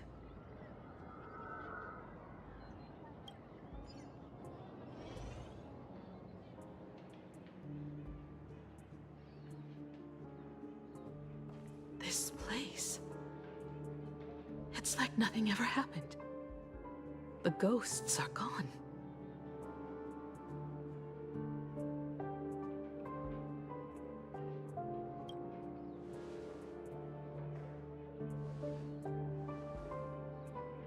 "15 years ago, during the last Phantom Moon Games, I participated as a supplicant. I once believed that all it took for a supplicant to win was to show the people a magnificent miracle. And then I'd have an audience with the Eon of Elation. How foolish. How naive I was. Not everyone wants to obtain everyone's wish power in a positive way. On July 22nd, year 1984 of the Arcadian calendar, a supplicant harboring immense malice stepped into Graphia Academy. He slaughtered 22 students who had stayed behind after school. Then went on to Dovebrook District, where 146 innocent civilians were either killed or wounded. That killer moved like a deranged artist, leaving corpses, imprinting his signature mark. The Bloody Bloom. The media dubbed him the Herald of Death.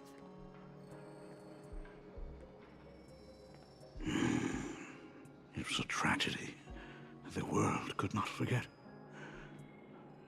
The Phantom Moon Games of that year came to be remembered as the Blood-Stained Games.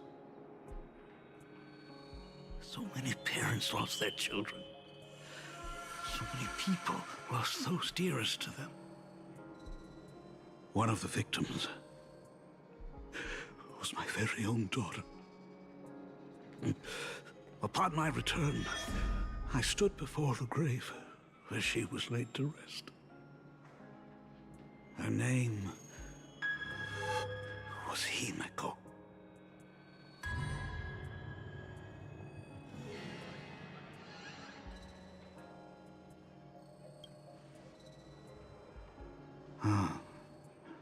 Forgive me. Allow me to introduce myself. I am Ryusuke, the current dean of Graphia Academy. So, this lady who bears her name, who exactly are you?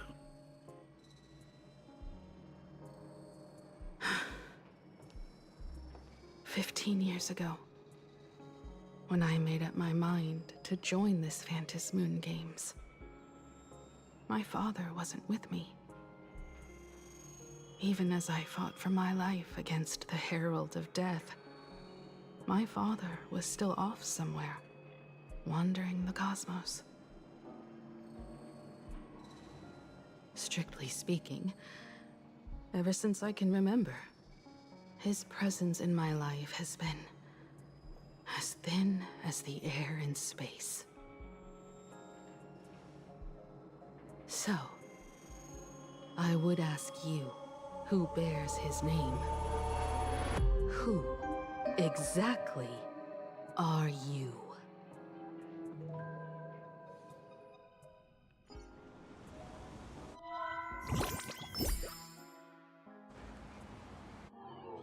Welcome back to the Arcadian Morning Report Special Edition. We continue to bring you updates on the Phantom Moon Games. The SparksyCon hosted by Supplicant Sparksy came to an abrupt end less than an hour after it began! Under the watchful eyes of the entire network, the Nameless from the Astral Express went head-to-head with streamer Sparksy in a spectacular showdown. Unbelievable! I used to think all of the Trailblazers' fight scenes in director Rekka's latest film, Holy Grail Stay Night, were just special effects. Turns out she's got real moves. We'll continue following the Astro Express's activities and bring you... Breaking news! Around 4 p.m. today, the Security Bureau uncovered multiple corpses at the Sinwish Syndicate's headquarters in Dovebrook District. Initial reports suggest violent infighting among gang members as the cause. Even more shocking, an IPC employee was found dead at the scene. According to the investigation, the victim was identified as... Lyndon Scott. Lyndon Scott, age 34. Field operative in the Strategic Investment Department. Ring any bells, Mr. Ashvale? Never heard of him. What was someone from the IPC doing here? Word is, the Sinwish Syndicate recently got hold of a mask. Maybe Mr. Scott came to negotiate for the Phantom Moon Games, and got caught in the fallout. Apologies for interrupting your work, Mr. Ashvale. Wouldn't call it an interruption. The mess at Graphia Academy cleared itself up. But this... Initial assessment. 33 Sinwish Syndicate members. Leader Polwave included, along with second-in-command Costide, were murdered in the same time frame. Costide. The victims show clear signs of trauma and fractures, along with massive blood loss. Exact cause of death still pending further autopsy. These stylized handprints. We both know what they mean. Bloody Bloom. Only one person ever used that as their calling card.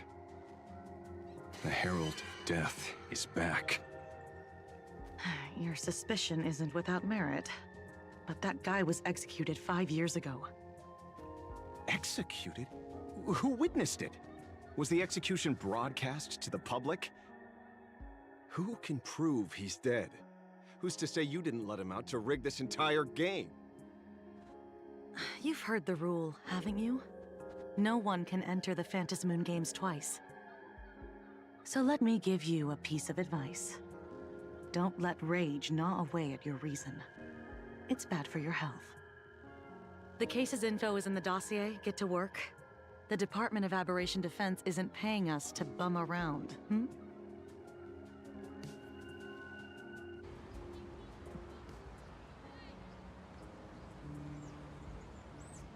Rage sparked quietly in the detective's chest, and not even the wind from Dovebrook could dispel the metallic tang of blood clinging to his nose. When he first heard the Sinwish Syndicate had obtained the mask, a grim premonition stirred within him, but he never expected it to be the omen of a friend's death. Mr. N, he's no longer with us.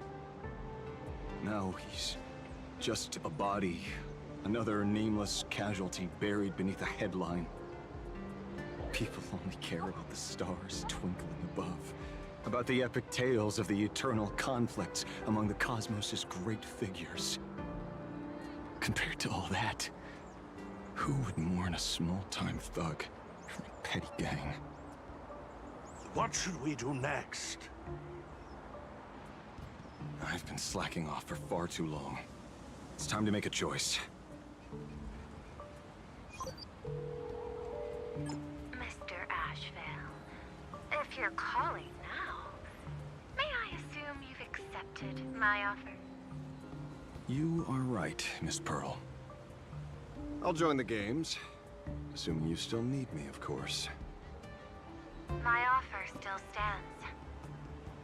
Just like 15 years ago, the same omen returns.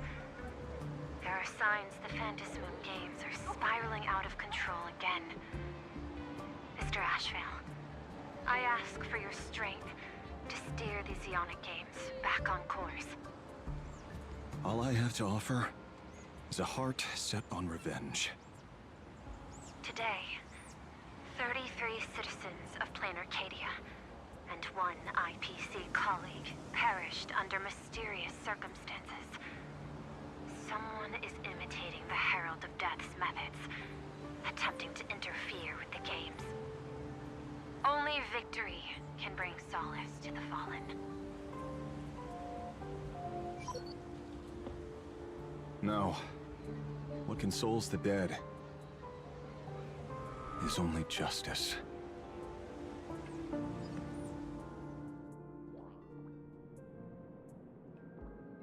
What's the matter? Found a better candidate? Don't I even make the short list? This is a game shaped by the most capricious Eon. Surprises and twists are its very nature. It's only right I choose the strongest players.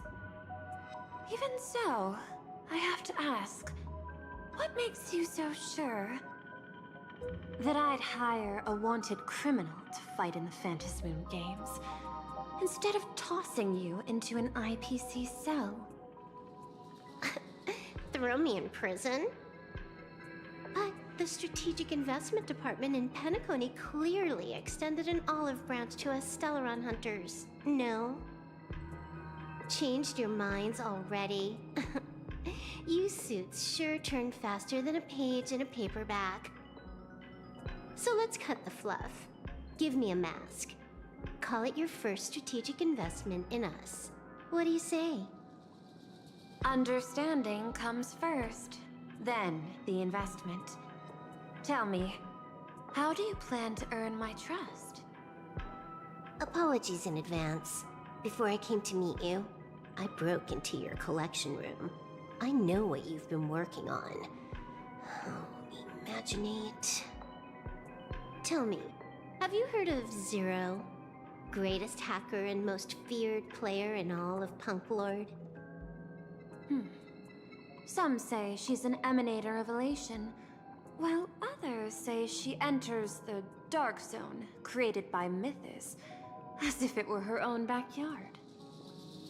She caused Punk Lord's data meltdown, and infected IPC branches in 28 segmenta, isolating them from each other. Most information about Zero is half true, half false, much like the rumors surrounding you Stellaron hunters. But one thing is certain. Zero suffered a major downfall, and is now a prisoner of the IPC. It's obvious she left a deep impression on you. Traumatic, even. In that case, You should also know that ether editing and imagenesis stem from the same technological source. Or art. I know. I've studied it. Huh. How could I forget? You stole Zero's tech to make that lousy cash grab game Ethereum Wars. Of course, you'd know all this. But you corporate moneybags will never comprehend it. The fleeting, ever-changing power of the elation.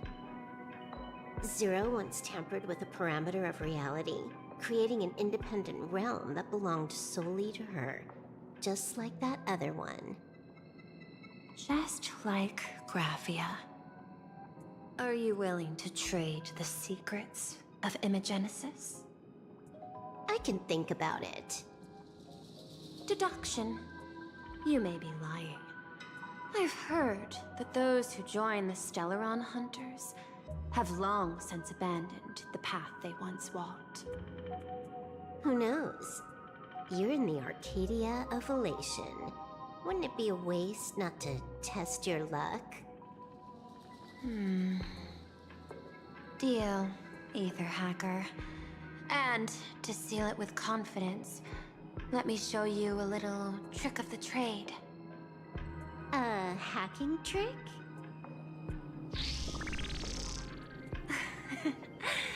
Not exactly professional. Negotiating while soaked in a bathtub. I took one of your data slices. This will help us have a more honest conversation. How did you do that? Because I've studied you, including that cyber battle between you and that genius Schoolum. I even logged into all 76 of those banned accounts. I scattered just enough data breadcrumbs online for you to sniff out, leading you to the Ashen Detective. I even let you stroll through my collection room to explore as you pleased. Miss Silverwolf, a word of advice. Don't treat that mask like some 10 Stoneheart's investment in a Stellaron Hunter. Just think of this deal as something private, between you and me.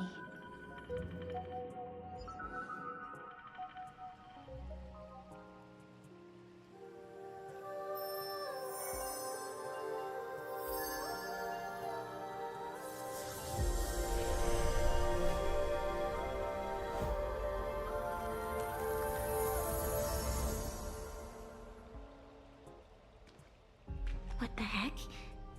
I just blinked and suddenly half the supplicants are wearing masks? I was hoping the show would get better. Streamers clashing with cosmic heroes. A flashy brawl without anyone getting hurt. Wouldn't that have been nice? But now we've got a crow, a shell, a cat, a wolf? How many more mystery guests are crashing the stage? And this thing? When did it sneak in?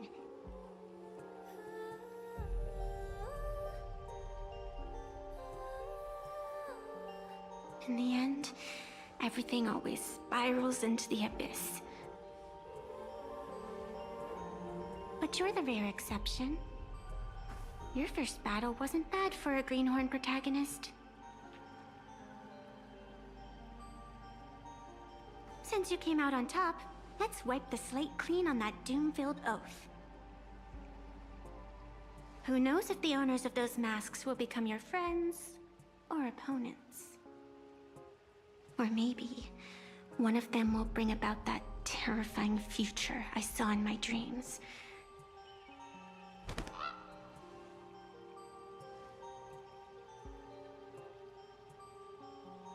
Little one, how'd you find your way here?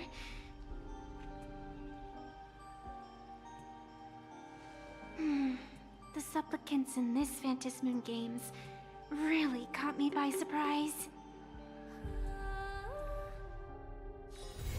Why don't those people in the Go Home Club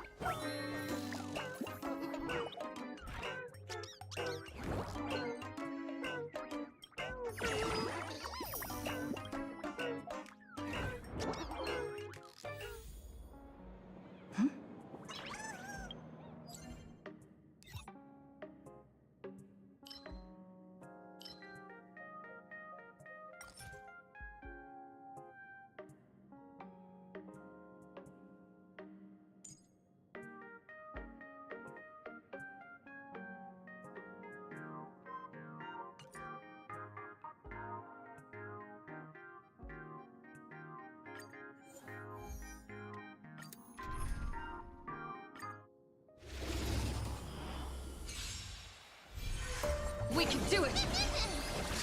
Moment to doubt farewell. For tomorrow!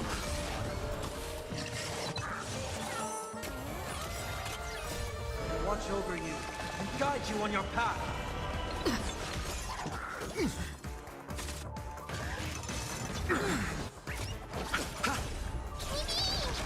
Serenity is before me. Future will come! Moment to doubt farewell. Fury of innumerable core flames consume me.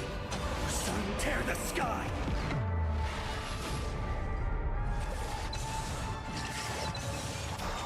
Quench the flames with blood.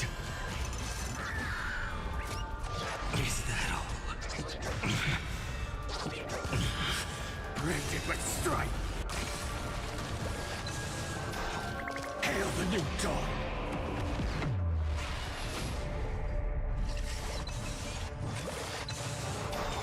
Quench the flames with blood. Is that all?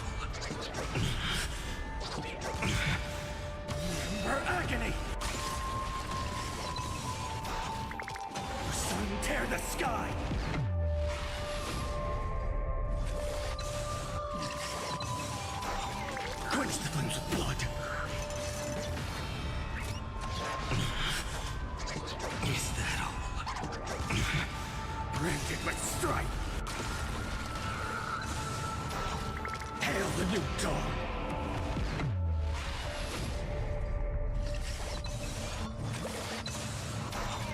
All stars burn to ash.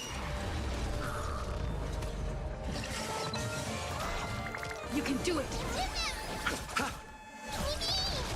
Serenity is before me. Future will come.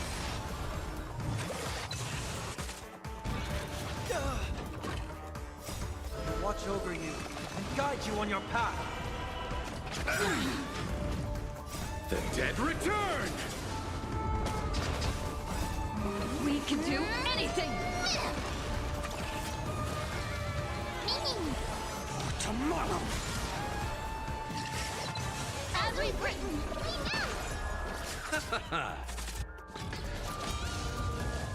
To doubt farewell. Fury of innumerable core flames consume me. Sun tear the sky!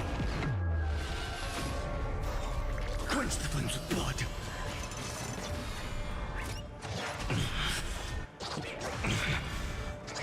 Is that all? Remember agony! Hail the new dawn!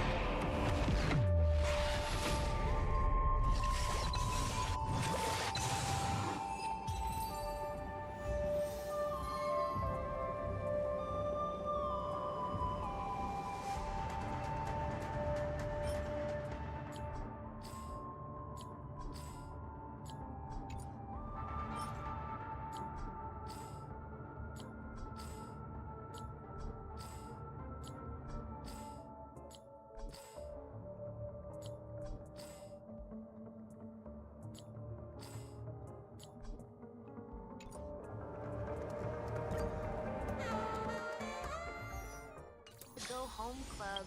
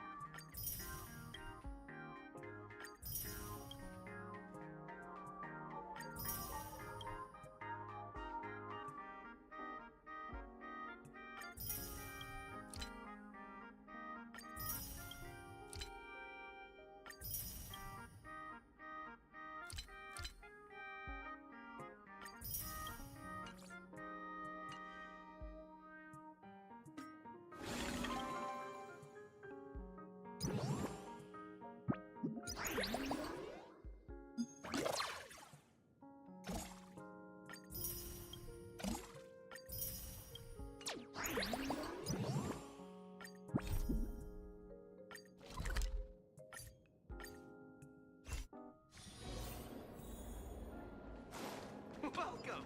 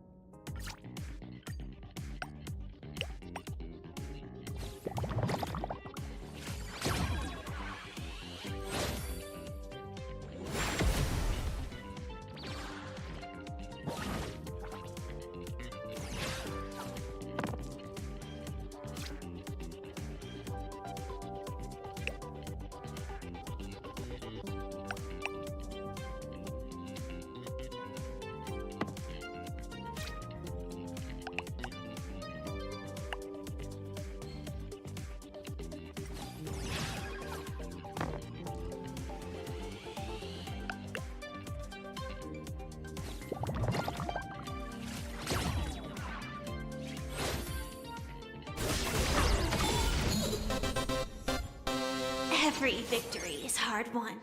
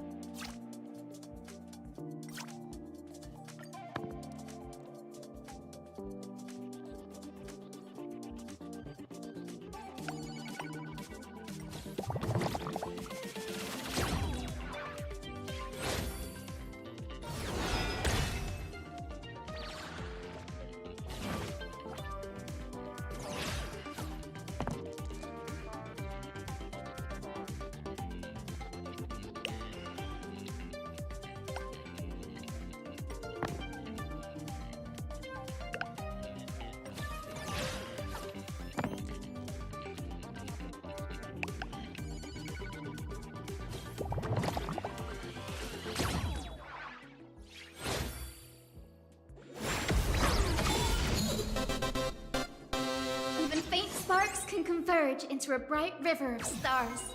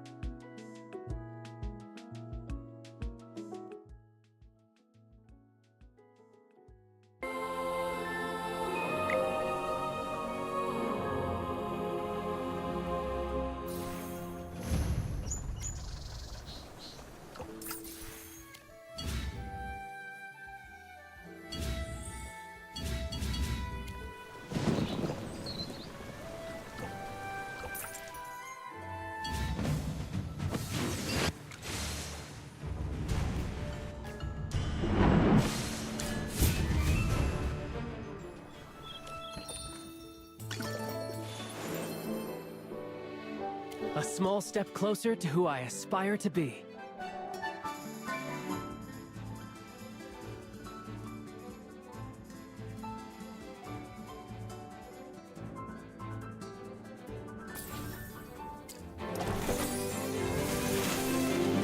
Always an honor to be of service.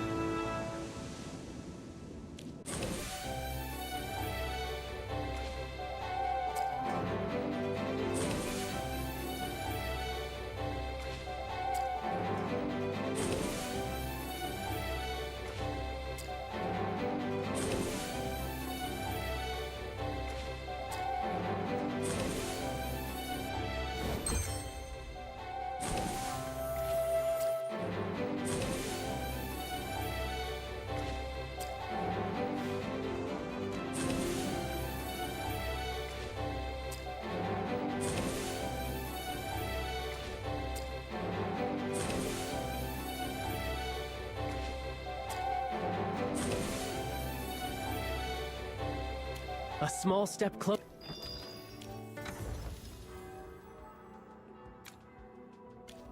The forest. Nature fuels me.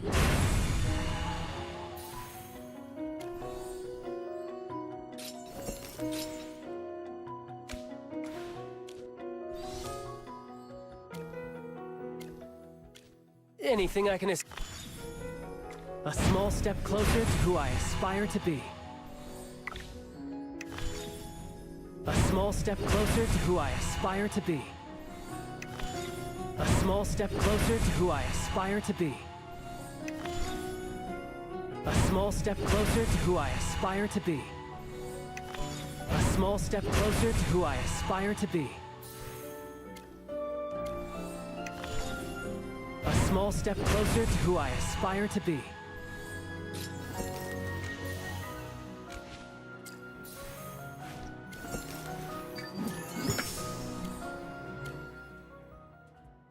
Anything I can assist?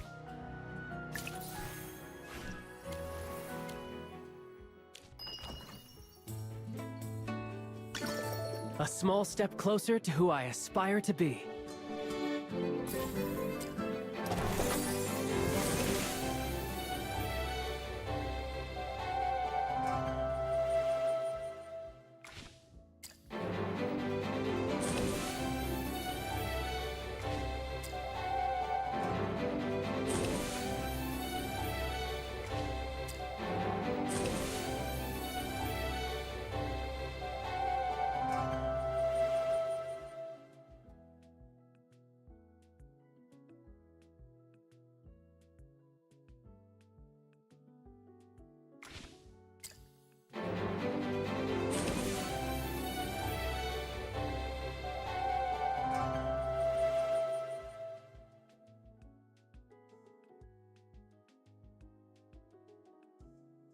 A small step closer to who I aspire to be.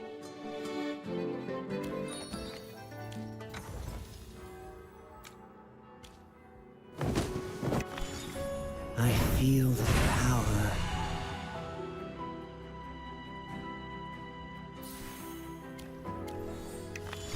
I feel the power.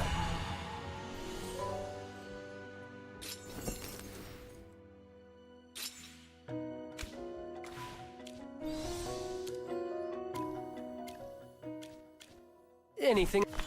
A small step closer to who I aspire to be.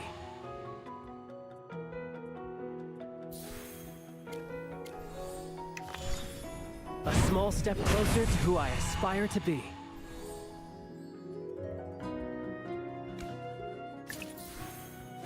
A fine gift indeed.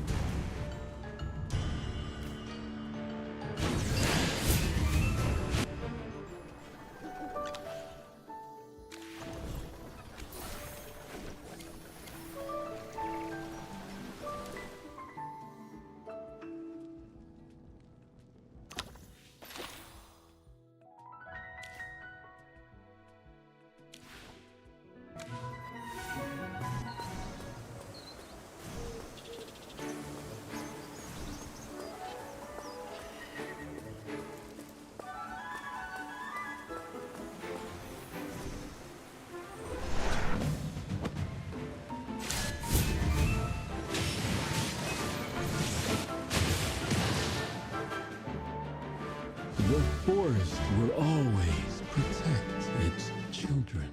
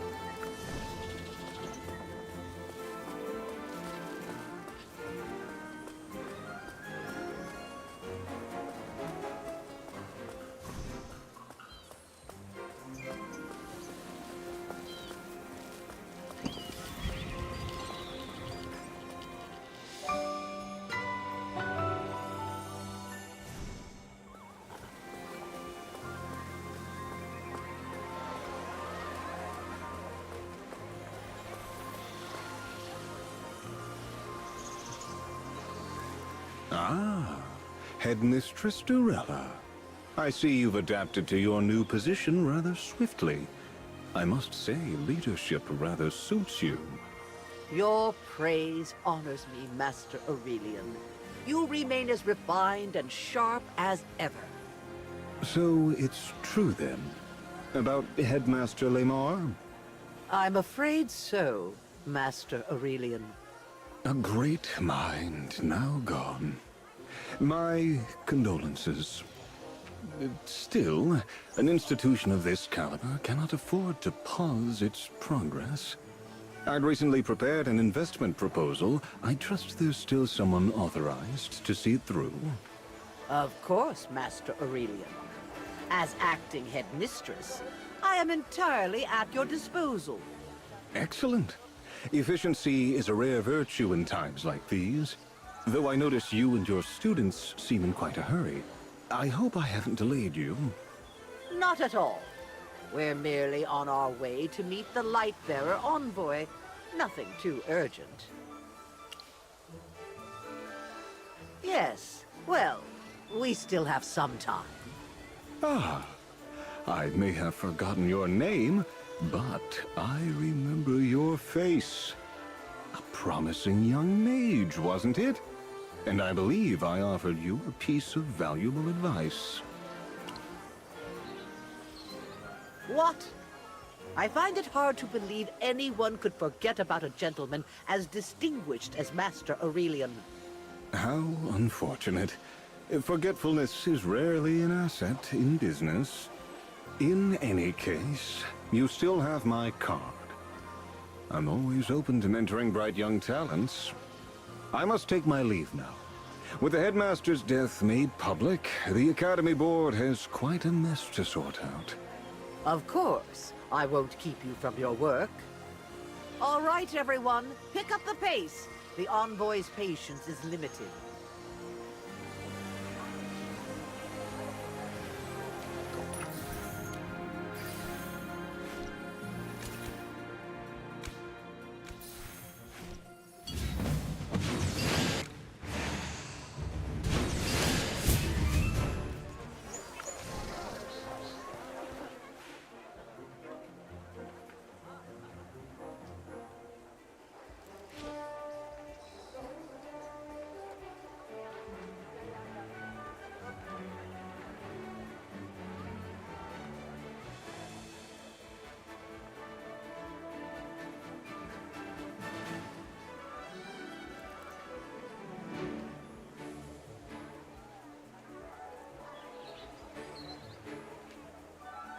Envoy Evie, I have brought all the students who were present that day.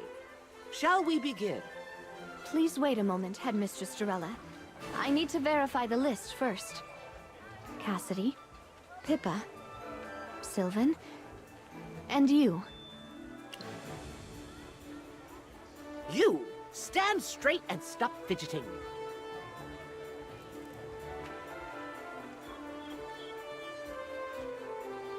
Students, there's no need to panic. My name is Evie. I'm a special envoy, sent by royal decree to investigate Headmaster Lamar's death. While the Serene Lyceum is neutral, this land falls under the Empire's jurisdiction. It is our duty to investigate any murder. More importantly, the victim was a man of great significance. The royal court is determined to uncover the truth. Don't worry. This is a standard inquiry. Please cooperate so we can resolve this quickly.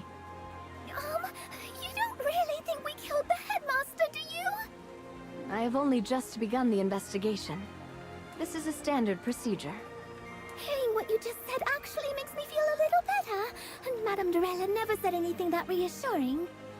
As students of the Serene Lyceum, you represent this school's image. You should have stronger composure than ordinary people. Pippa, you need to work on that. With respect, Headmistress Dorella, comments like that only make her more nervous. That wasn't my intent. I only wish for them to perform their best. If there are no further questions, let us begin.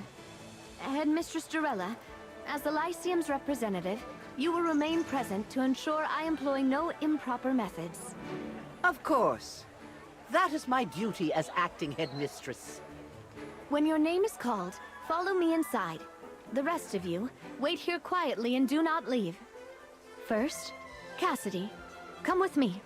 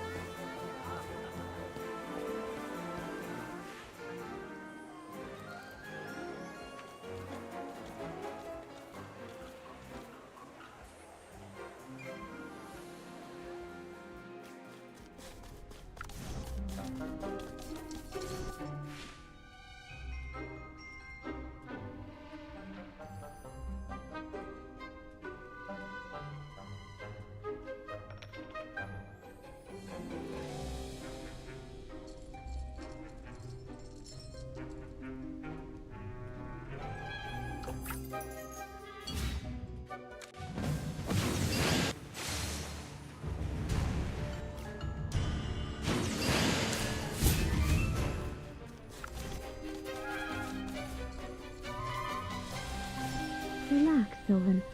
This is just a casual chat. I hope you can remain calm. Don't make a scene like Pippa did and disrupt Envoy Evie's work. Let's begin. Sylvan, why did you apply for the court mage selection exam? I have always been interested in the position. If I became a court mage, I could earn the trust of the royal court and restore my family's former glory. Your family? Ah, yes. The Grenvaldens. During the exam yesterday, what exactly were you doing? I was accompanying the princess on her gallery tour. Once the painting got damaged, Jervin and I went to find the materials we needed to fix it. That's all? Any proof of that? Yes. The materials were rare and hard to find. Jervin and I spent a great deal of effort collecting them. We even ran into Professor Hepler, Cassidy, and our new friend while collecting materials. I see. Before yesterday, when was the last time you saw the headmaster? The day the selection began. He announced the start of the preliminaries. After that, I focused on my preparations and didn't see him again until yesterday. Let's talk about yesterday then. Why did you decide to use the arcane disruptor? You had never used one before, correct? Were you familiar with how it worked? Honestly, not really. But I knew an anti-magic field could basically suck all the magic out of an area. I was panicking and trying to figure out a way to break the guards from the inside. And that thing popped into my head. Why that device specifically? You weren't familiar with it, yet you suddenly thought of it? I often volunteer around the school, whether it's cleaning teaching tools, organizing storage, or helping professors prepare the materials. That small arcane disruptor is kept in the Lyceum Museum. Every time I worked there, I saw it, along with a plaque describing its effects. The curator allowed you to take it? No, I forced my way in. The curator didn't have time to stop me. I even broke the display case to grab it. I'm truly sorry. I'll pay for the damages. In the last 3 months, did the headmaster speak with you privately? Yes, once. About 2 months ago. He discussed my thesis and my future plans. He praised my design for the force field blade spell, gave me advice for improving it, and said he'd recommend me for the force field magic tournament 3 months from now. He also asked about my long-term goals. I told him I hoped to serve the army like my father, or perhaps work for the court someday. That was the only conversation you had? I think so. Are you sure he never mentioned anything unrelated to your studies? No, nothing. Take a moment to think. Was there anything unusual about his tone? His expression? Nothing. Everything felt normal. All right, that will be all for today. Thank you for your cooperation, Sylvan. You may go. Yes, Envoy Evie, Headmistress Durella.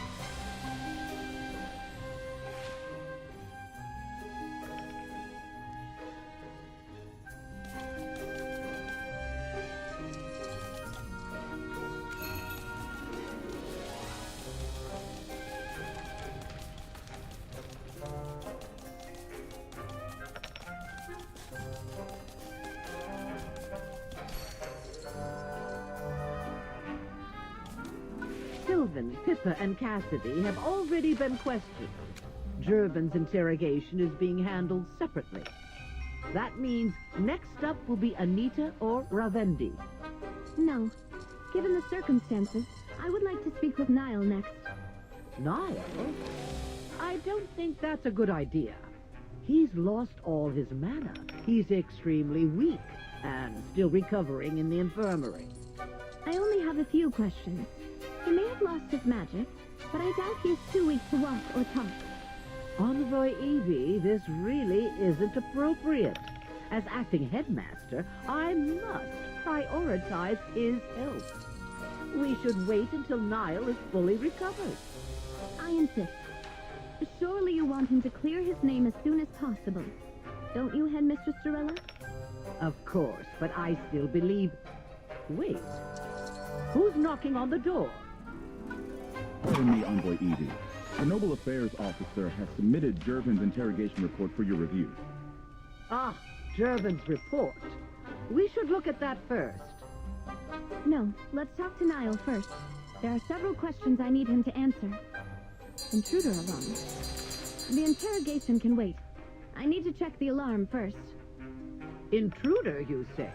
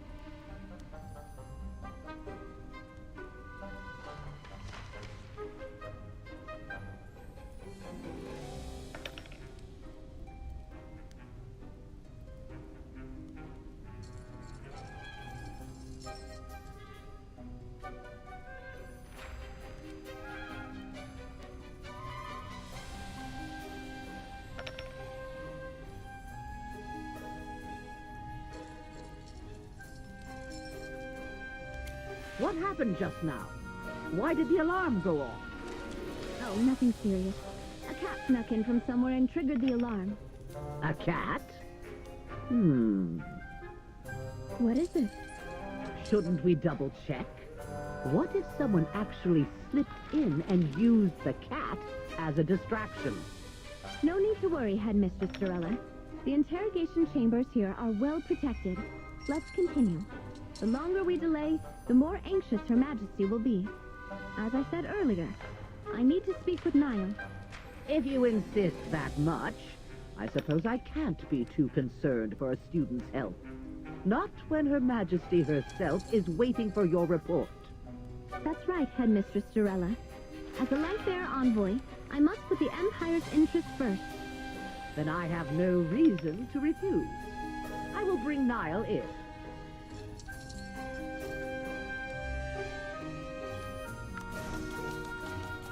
Niall, during the restoration exam, what were you responsible for? Pip and I were infusing magic into the portrait. I swear, the headmaster's death had nothing to do with me. Relax. Just tell me what you know. What spell did you use? And why did it cause your mana to vanish all at once? Okay. Listen to me, Niall. Even if you used an unapproved method during the exam, that's a lesser crime than murder. Tell the truth. It's in your best interest. I signed a magical pact before the exam to help boost my magical power. A magical pact? What kind? To let my power keep growing on its own. And if I needed a big burst of power, I could borrow it directly from a source. It really worked. My power started increasing day by day, all by itself. That's strange. Unnatural, even. And the power you borrowed, does it need to be repaid? Yes. After a month, the pact draws out my power to reclaim what I borrowed, plus a little extra. Like interest on a loan. I see. Who did you sign this pact with? A man in lavish attire. Looked rich. His name was...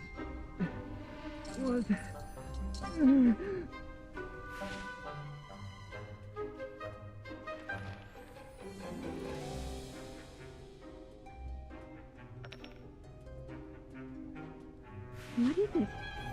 Tell me his name. I can't say it.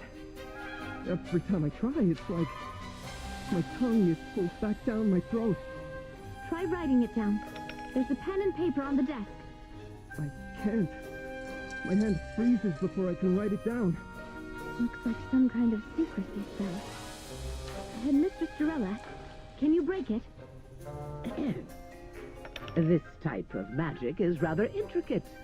I'm going to need some time to analyze it, then consult with a few colleagues. Then I'll leave that to you.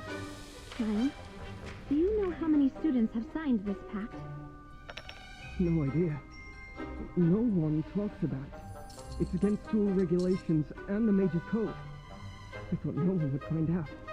Where did you learn about this pact? And how was it signed? I can't say it. Was it someone from the school? A student? A faculty member? No. He has never come to the school. An outsider. Where do the students hang out? Holt Street, right? Did you sign the pact here? You can't say it. And that must be the right answer. A shop there, perhaps. It's my favorite. A shop popular among students, huh? Say I find it. Is there some kind of code word or secret gesture I need to know to make contact? So that's a yes. All right, Headmistress Durella. Please escort him out.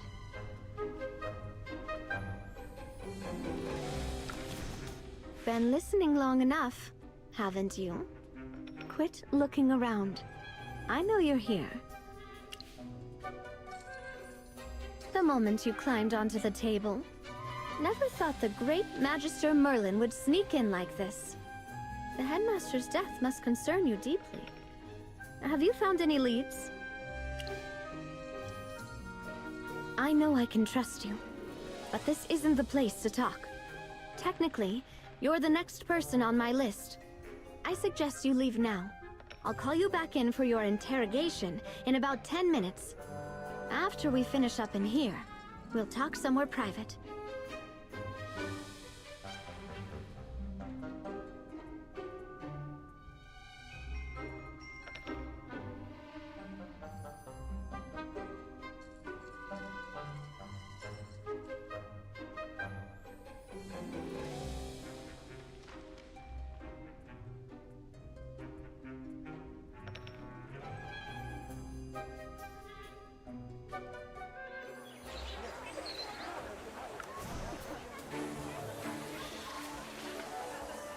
Magister Merlin, it's good to see you again. You know how it is. Headmaster Lemar wasn't just the head of the Serene Lyceum. He was a pillar among the mages. Someone with strong influence in the royal court. His death has sent shockwaves through the court and all the noble houses. The balance of influence is shifting. Everyone close to Lemar is already feeling the pressure. The cause of his death has become the eye of the storm. There are always people, whether for gain or reputation, who would rather the truth stay buried. But Her Majesty defied all objections and insisted that the truth must be uncovered. There are very few people she trusts completely, which is why I'm here to oversee this personally. Before I left, she gave me one final order. Cooperate with you, whatever it takes. I've been tracking your work since I arrived. I know you're someone I can rely on. I hope you can trust me in return. Yes, Her Majesty knew you would come to the Serene Lyceum, but she didn't tell me much beyond that. I appreciate it. As for Headmaster Lemar's death, I have already assigned 2 senior physicians to conduct a full examination of his body. Once their report is complete, we may look for new clues. For now, let's go through the leads we have. I agree. When I asked him about his conversation with the headmaster, his tone shifted. He tried to mask it, but his unease was plain to see. It's possible he knows more than he's letting on. I'll find a way to dig deeper. Her reaction was odd. Why would a magical pact threaten her? Do you think she's worried about losing her new job? Or she has something to hide? So Niall isn't the only one. Could there be more students who signed the pact? Those cases alone would have been enough for Lemar to take notice. Maybe his death is connected to all these... Agreed. Both the headmaster's death and these magic loss cases point right back to the Lyceum. We have to investigate from the inside. Unfortunately, your acting headmistress will not let me investigate inside the Lyceum. The land may lie within the Empire's borders, but the Serene Lyceum itself is an independent institution. That's part of the founding charter between the Royal Court and Mr. Lyceum. I can move freely around the school, but once the acting headmistress gives the word, I can't conduct any official investigations. Plus, the Lyceum guards are blocking the important buildings. Wait, you want me to go undercover as a student? But I've heard the Lyceum has some serious security measures for checking students' identities. Perfect. Guess I'll leave it to you.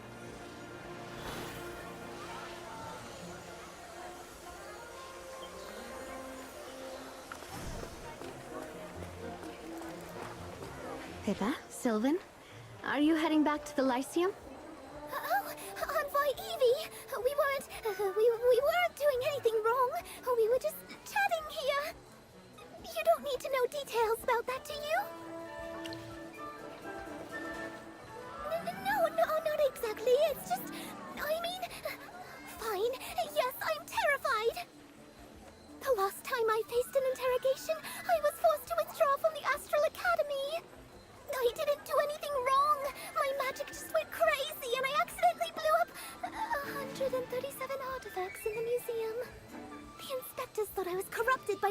magic, so they locked me up in a cell. The headmaster was there too. It was a full day of non-stop questions.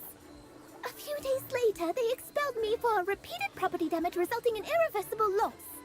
That's why I panic when someone interrogates me. I keep thinking about what happened, and I can't shake the fear of getting kicked out again. Really? You promise? As long as you had nothing to do with the headmaster's death, you have nothing to fear. Hear that, Pippa? Envoy Evie said you're fine. Come on, relax. They even dragged in Jervin for questioning, remember? If they expelled everyone they interrogated, they would have to kick out this year's top students. But... Don't worry, Pippa. Everything will be fine. Thanks. I feel a lot better now. All right, come on. Let's go find Professor Solis. A little chat with her will definitely calm you down. And we still have to get ready for the next selection exam.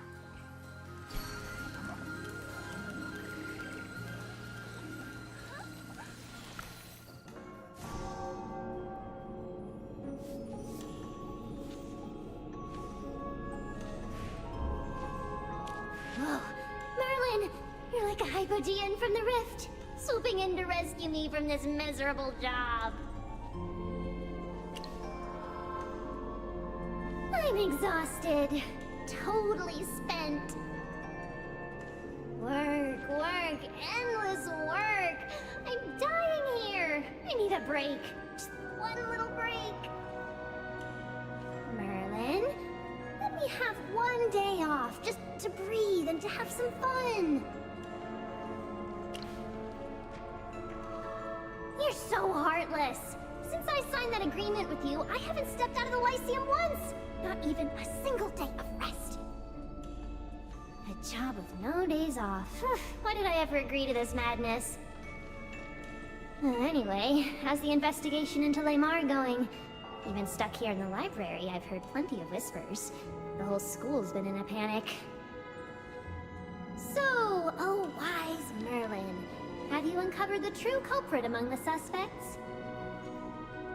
Oh, and just so you know, the board has already appointed an acting headmistress. According to the regulations, Lamar's authority has been transferred. That's right. And you don't look thrilled about it. Figures. Every time you come to me, it's either for gossip or you're begging me for something. Well, what is it this time? That's easy enough. But what should I make you do for me this time? How about tomorrow I stroll in late, leave early, and just look the other way while I'm here? Don't make it sound so bad. Come on, say yes already. Slacking off doesn't mean doing nothing. And the Lyceum students are all so well behaved, I hardly ever need to enforce rules anyway. Yes, tomorrow's going to be glorious. I'll sleep in, roll out of bed, maybe check for violations. Oh, nope, that'd ruin the slacking. Here, the badge is ready. Info's all filled in. Novice level magic student, Ina, enrolled last year. That work for you?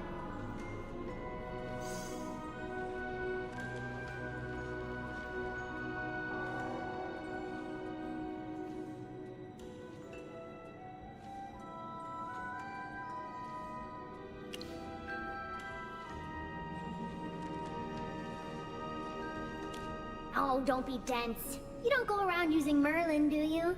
She needs a fake name too. Now go! Don't interrupt my planning for tomorrow's lazy day.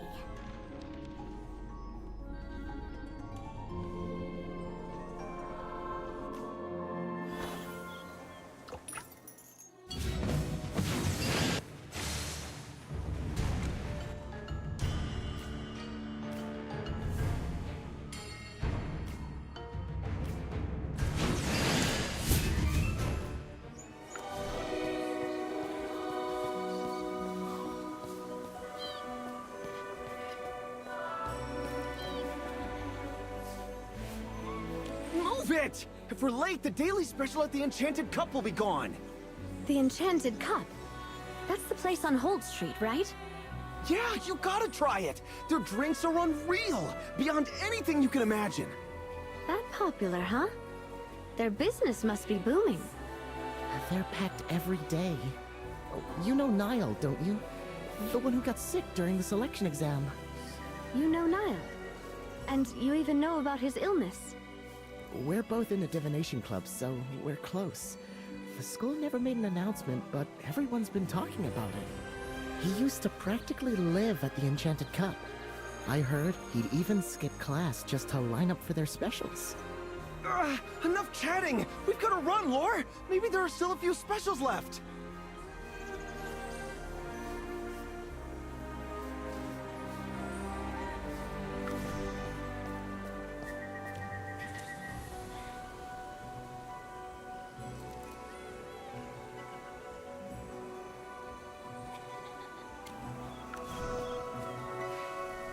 He betrayed us by acing it! Shouldn't you be happy your friend did well? You don't get it. Last year, all three of us flunked, and we swore we'd improve together.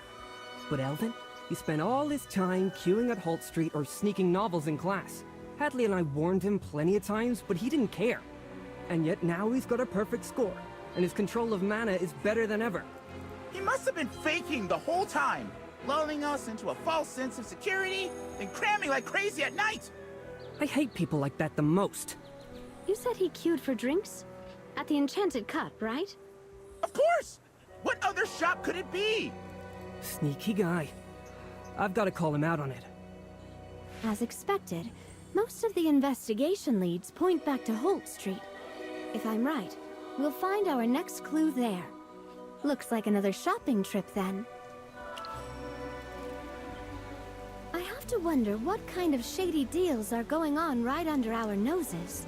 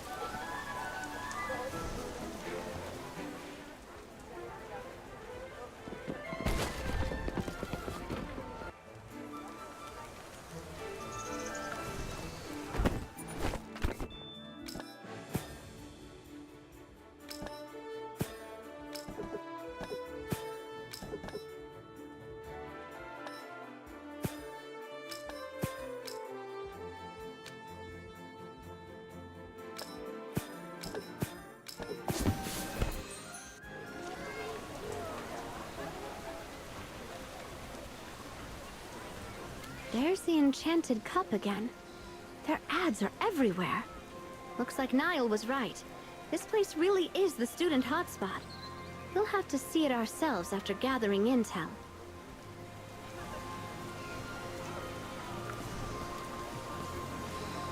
Everyone be extra careful. Get the accounts spotless. No mistakes this time. So, the rumors are true. Someone's coming for an inspection? Yeah, young Master Rowan himself. Rowan? Oh, that's a relief. I was worried it'd be Master Aurelian. Recently, he's been lurking around Holt Street with his people a lot. Out of everyone on the board of directors, he's the one who scares me the most. I can never understand him. He's always muttering about mutual partnership or something. That's it. You know him too? Master Rowan's easier to understand. Plus, Braddock always loves the little walnuts I feed him. Ahem. Maybe don't gossip about the committee behind their backs. Anyways, make sure everything's perfect. We can't afford to mess up in front of Rowan. We've gathered enough intel. Between the Consortium's inspection procedures and what we've learned about the committee, the Enchanted Cup still interests me more. Let's go grab a drink then. I've got to see what drink could possibly drive students this crazy.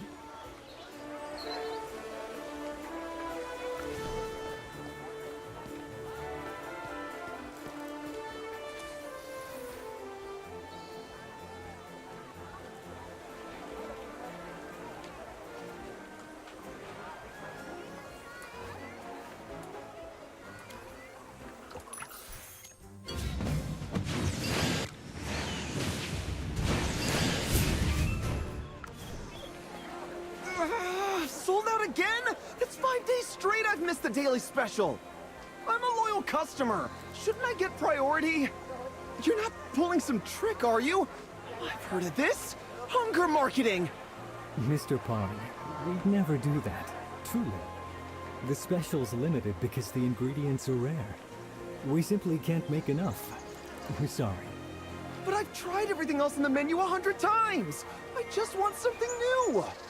Since you're a regular, how about trying our private mix? Sounds intriguing. What is it? A custom drink. Made just for regulars like you. A custom drink? Really? Yes, though you need a reservation. If you're interested, I can explain. What do you think? What I want to know is how this place caught on so fast with students. They're the hardest market. Picky, fickle, and strapped for cash. Hardly profitable. And the drinks aren't cheap. Even if they're good, are they really that good? Enough to pull in graduates too? So how exactly did this shop win them over? Agreed. Intel alone isn't enough. We need to see for ourselves. Don't worry. I'm good at disguises, mingling, and fishing for info. We'll start with the daily special. See what the barista says. Hello! You're students from the Lyceum, right? First time here? A first year?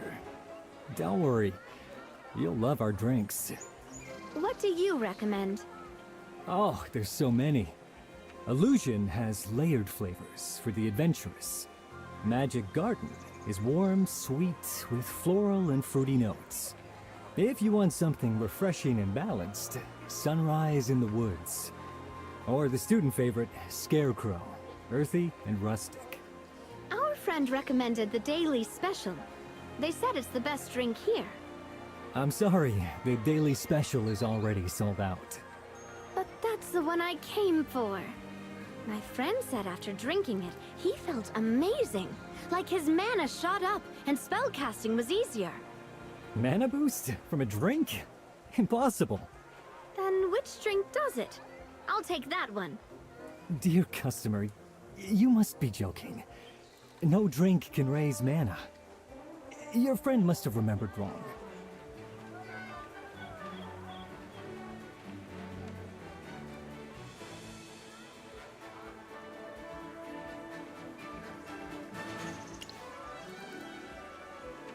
That's right. I may be a student, but I'm a noble from Savannah. I'm different from the others. Surely these coins will do. 2 cups. Name your price.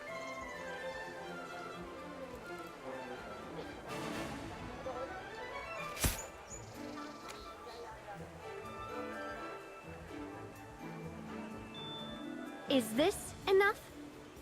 My father is a close aide to His Majesty himself. He always said that politeness is useful, but never necessary. I prefer being courteous. But if we can't buy 2 drinks, even with our status, then politeness ends here.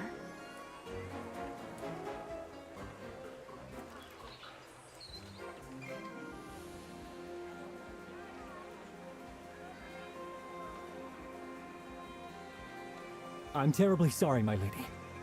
Our humble shop is honored to serve you. Perhaps then you'd like to try our custom service. It's pricier, but I'm sure you wouldn't mind. A drink crafted just for me. Perfect.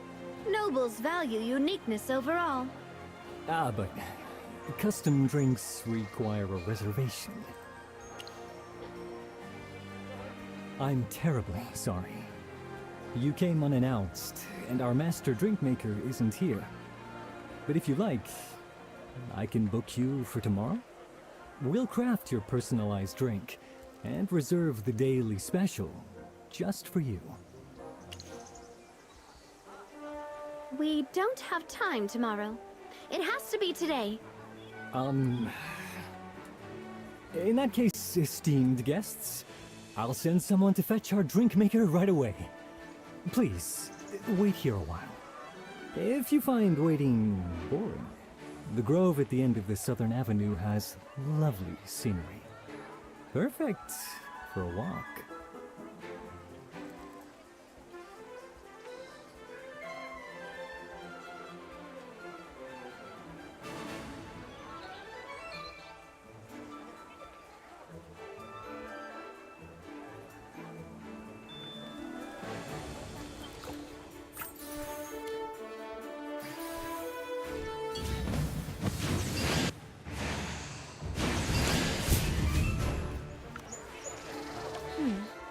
The enchanted cup is clearly hiding something. The barista mentioned custom-made drinks, but he was so vague about the details. He even brushed us off, saying we'd need an appointment. It's obvious he doesn't want to deal with us. His polite tone seemed natural enough, but to a trained interrogator like me, it felt too rehearsed. And then there's what he said last. The grove at the end of the southern avenue has lovely scenery.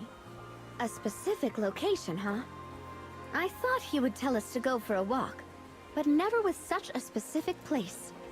That feels scripted. Either someone guided him to say it, or there's something special about that place. A code. Maybe that's where we're supposed to meet someone. Let's go check that location. Maybe this time, we'll be the ones setting the hook.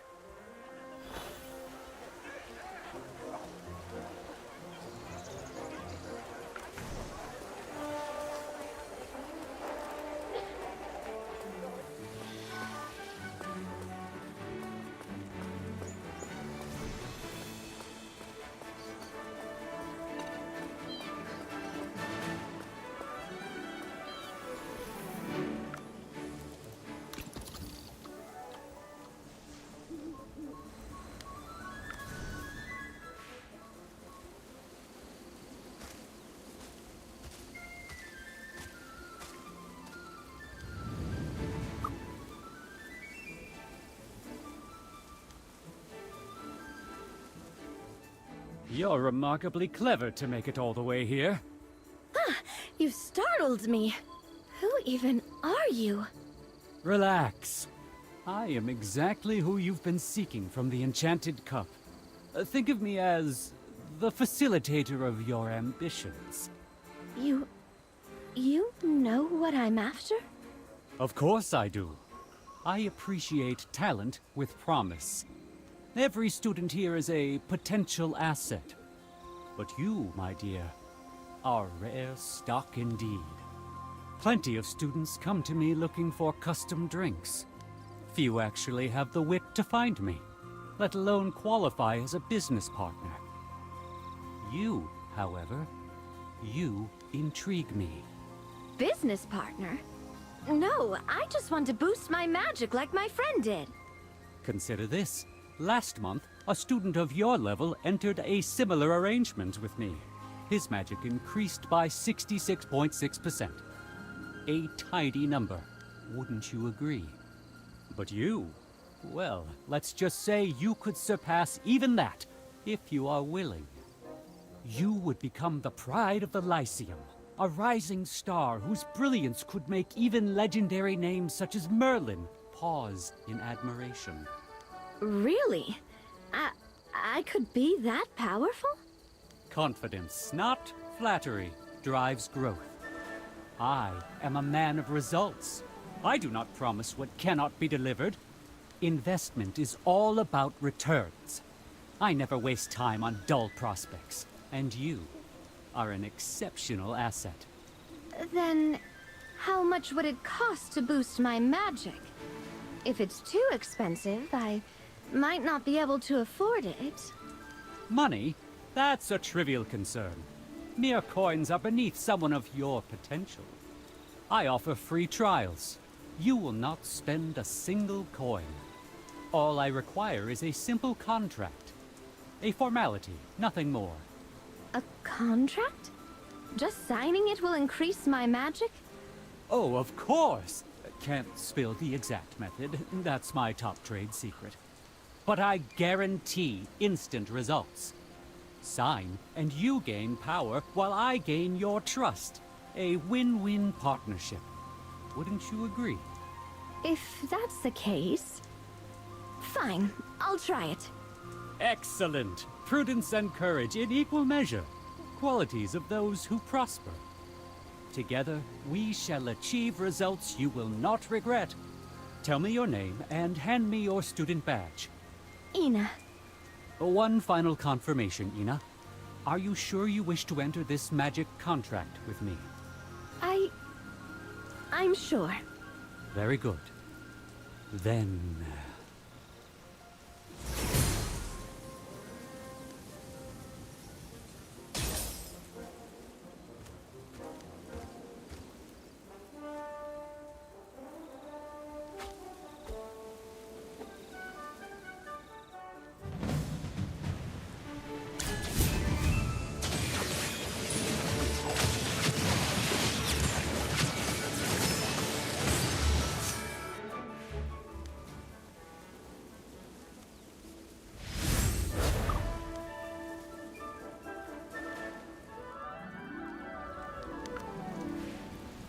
You know that man?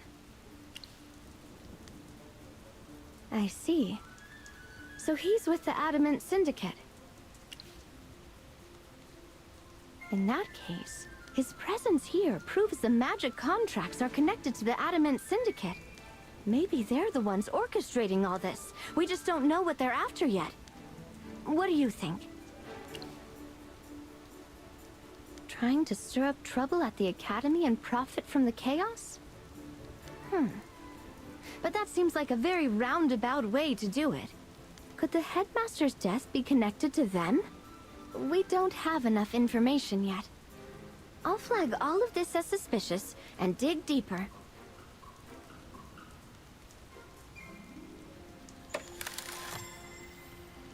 Envoy, we've completed the preliminary examination of Headmaster Lamar's body. Our findings show he died several days before the selection exam. Trace analysis points to his office as the likely place of death. The fatal wound was at the back of the neck. Someone crushed it from behind with tremendous force, far beyond what any normal human can manage. We tested for magical residue. The injury was purely physical with no traces of magic. These are the initial results. We're still running a full examination, and we'll report back once it's complete. You heard them. The physicians are still at work. Let's head to the headmaster's office. I'll get clearance from the acting headmaster. Maybe we'll find new clues.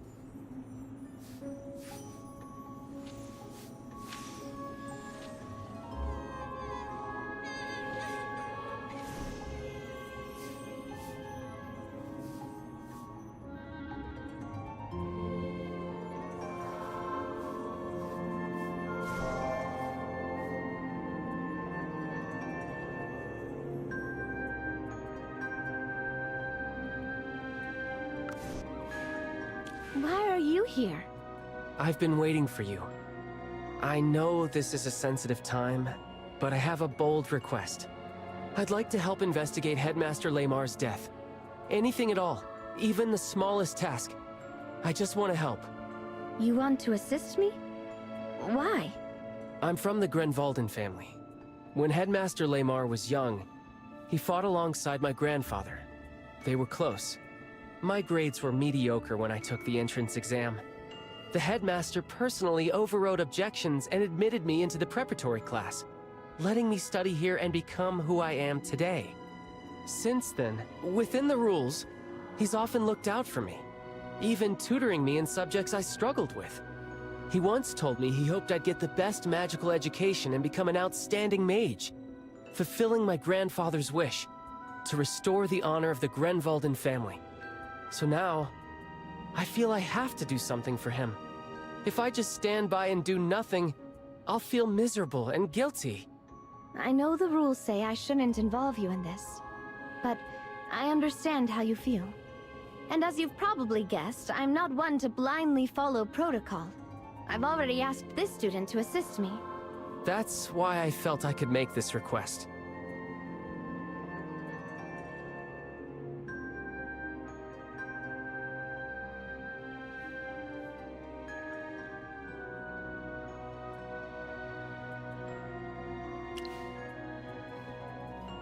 Very well. You may accompany us into the headmaster's office to collect clues. However, you will be under constant supervision. Do not touch anything without permission, stay close to us at all times, and report anything you find to me immediately. Do you accept? I do.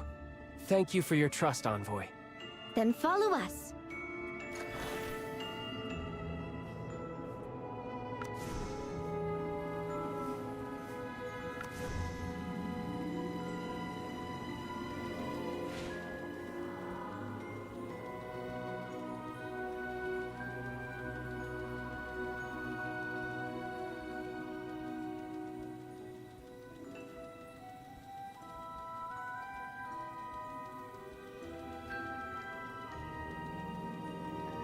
What's wrong? Did you find something? An evil aura? Are you sure about that? That scratch Sylvan found. Could it be from a flying hypofiend that got in here? Wait, we can't assume anything yet. We need to finish our search and gather more evidence.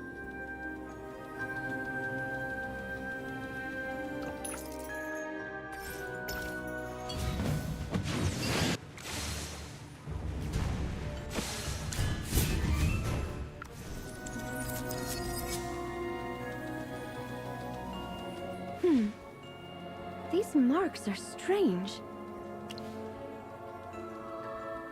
Huh. But this wasn't here before. Are you sure, Sylvan?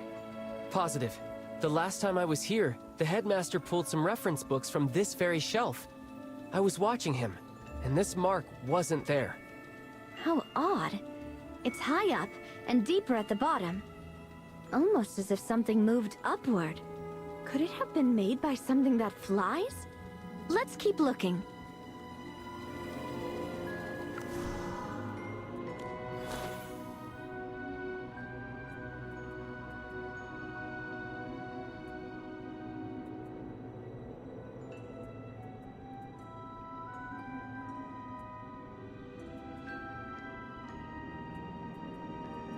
It looks like the headmaster was investigating the case of students losing their magic before he died.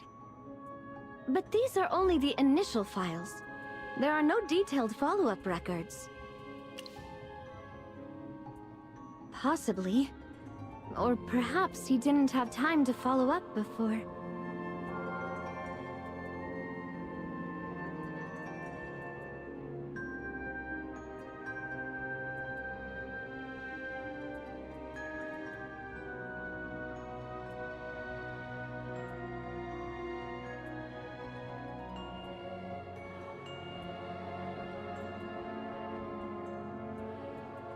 You know how the Syndicate operates. If the headmaster traced the magical disappearances back to them, they wouldn't hesitate to stage a tragedy to silence him. But let's not jump to conclusions. We need more evidence. Stop! Without my permission, you are not to touch anything. Sorry, my mistake. Envoy, could you come here for a moment? What did you find? I remember the headmaster once mentioned this hourglass. He called it the Echo Glass. It can record the images of its surroundings for a period of time. The Echo Glass? Then it could hold a record of everyone who came in here just before the headmaster died. This is a powerful artifact. It'll take a significant amount of magic to activate. I don't think I can manage it alone. All right, I'll leave it to you then.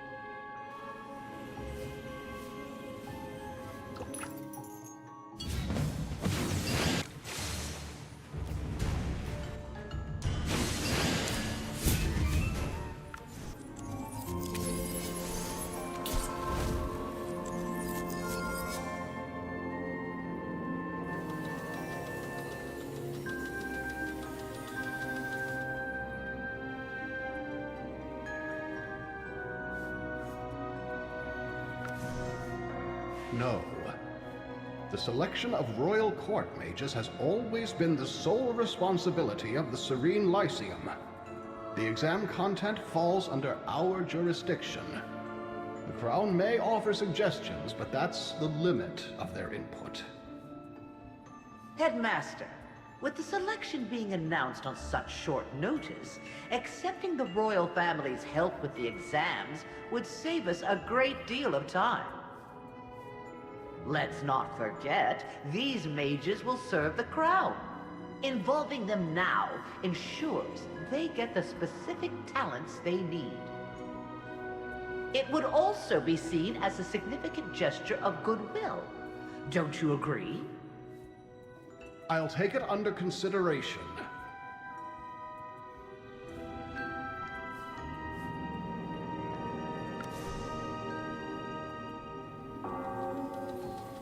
Jervin, have you heard anything about students losing their magic lately? Just rumors. They say some students caught a strange illness that caused all their magic to vanish. Even Professor Solis couldn't cure it. Do you know anyone it's happened to? No, sir. Not personally. I see. You have a lot of pull with the other students. If you hear anything new, I expect to be informed immediately. Understood, Headmaster.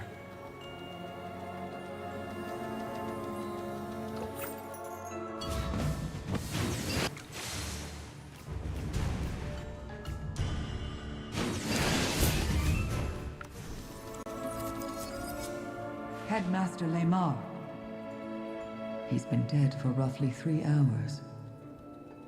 Strange. He was caught completely off guard. Professor Zoria discovered the body? If the Echo Glass is to be trusted, then the headmaster was still alive when Dorella and Jervin were with him. That would make Zoria the first on the scene. It's suspicious. The timeline suggests someone else must have entered between Jervin and Zoria. Yet the Echo Glass shows nothing. Either someone erased the image, or the killer is one of them. You mean... Jervin, Dorella, Zoria. All 3 are suspects. But Jervin was with him when he was still alive. We don't have all the facts. I won't jump to conclusions. You should go, Sylvan. And you are not to speak a word of what you've seen here to anyone. Is that clear? I understand. Thank you for allowing me to assist. Based on the evidence, I'll be questioning all 3 of them again. I'm sorry, but protocol forbids anyone outside the task force from observing. You have my word. I will share the results as soon as I can. Let's meet tomorrow morning at Verity Plaza.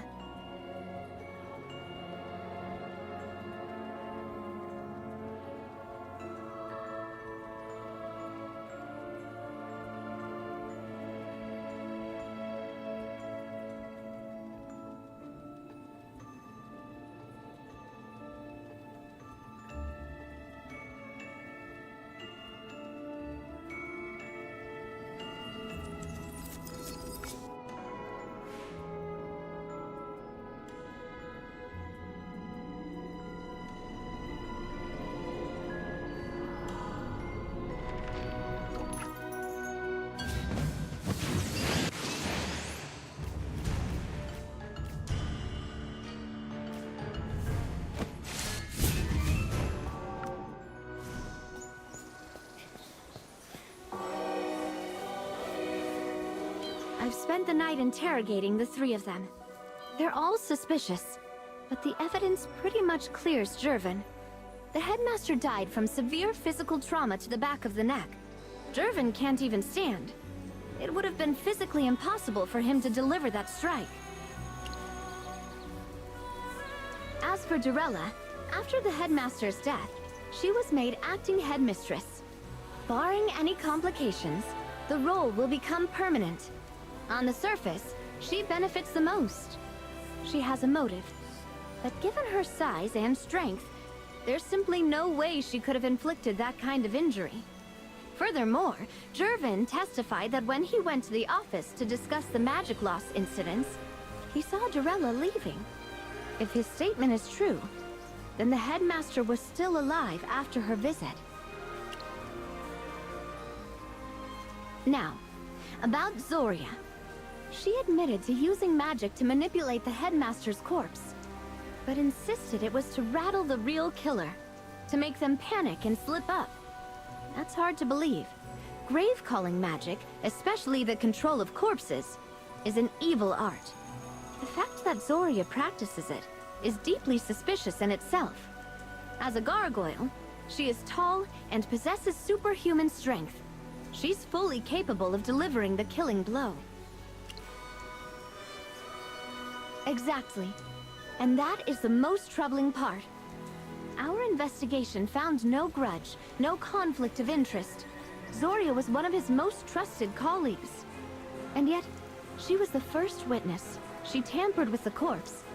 And she had the means to kill him. All things considered, she's our prime suspect. By Imperial law, she's been detained at the Office of Public Order. The investigation will continue. If new evidence emerges, she could be cleared, or proven guilty. Envoy Evie, emergency! A hypo-fiend is rampaging on Holt Street. The guards can't hold it. A hypo-fiend? Understood. Evacuate the civilians. I'm on my way. Good, let's move. There's no time to waste.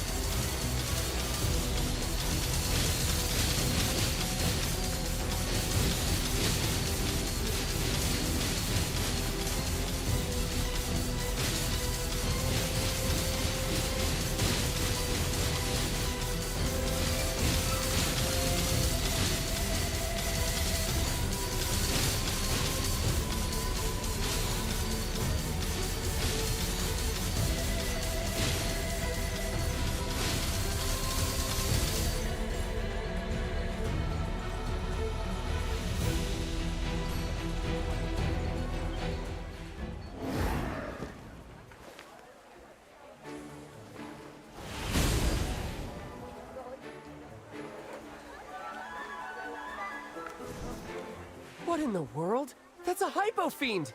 What's it doing here? What? A hypo-fiend made it all the way to Holt Street? I was just picking up some magical supplies.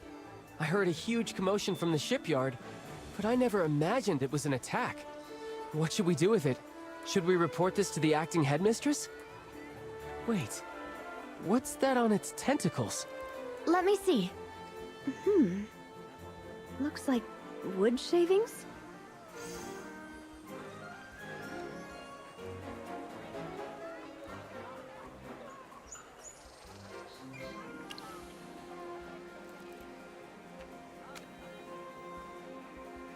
This seems to be Ironheart oak. The headmaster's office. That fresh scrape mark high on the bookshelf. If these wood fragments match the mark in the office, it proves this thing was there. That aura you sensed, it must have been from this creature. It looks familiar somehow. Ah, look! It's just like the hypo-fiend from our first selection exam. They look almost identical, And they can both fly. Although this one seems much stronger. Right. Pippa said she got lucky because she didn't have to face one at all. Could this one have escaped from the exam site? It's agile and strikes directly with its tentacles, dealing heavy physical damage. So, you think it could have killed the headmaster? Compared to Zoria, this seems like a far more likely culprit. If this hypo-fiend really killed the headmaster, then who's the mastermind? Who set this whole thing up? Yes, the magic loss incidents. And that trail leads back to the Adamant Syndicate. The Adamant Syndicate? I've heard of them. Supposedly, they control most of the Empire's black market operations. I never thought they'd be bold enough to target the headmaster of the Serene Lyceum. Think about it. If the headmaster had continued his investigation, he would have traced the clues back to Franz, and then the Syndicate itself. To stop his investigation, the Syndicate might have taken desperate measures, and they certainly have the means to carry out an assassination. But what's their endgame? The headmaster's death was bound to cause an uproar. They had to know we'd investigate. I'll issue an Imperial warrant for Franz's arrest, and assign more investigators to track the Syndicate's movements.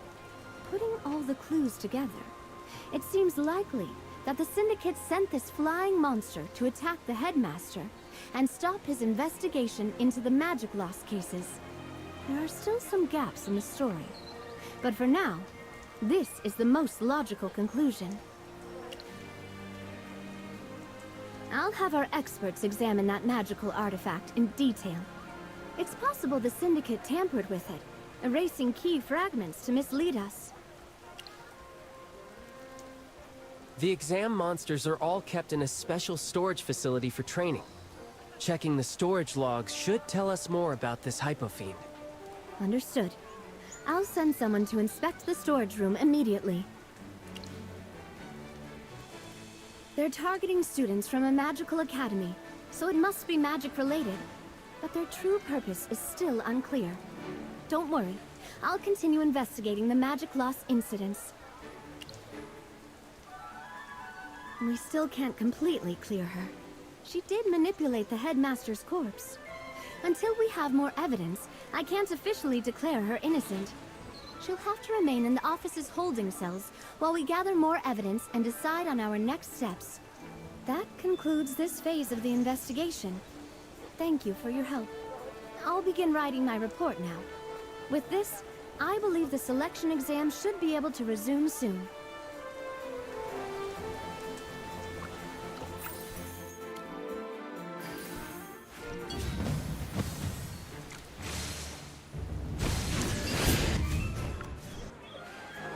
Thank you for everything.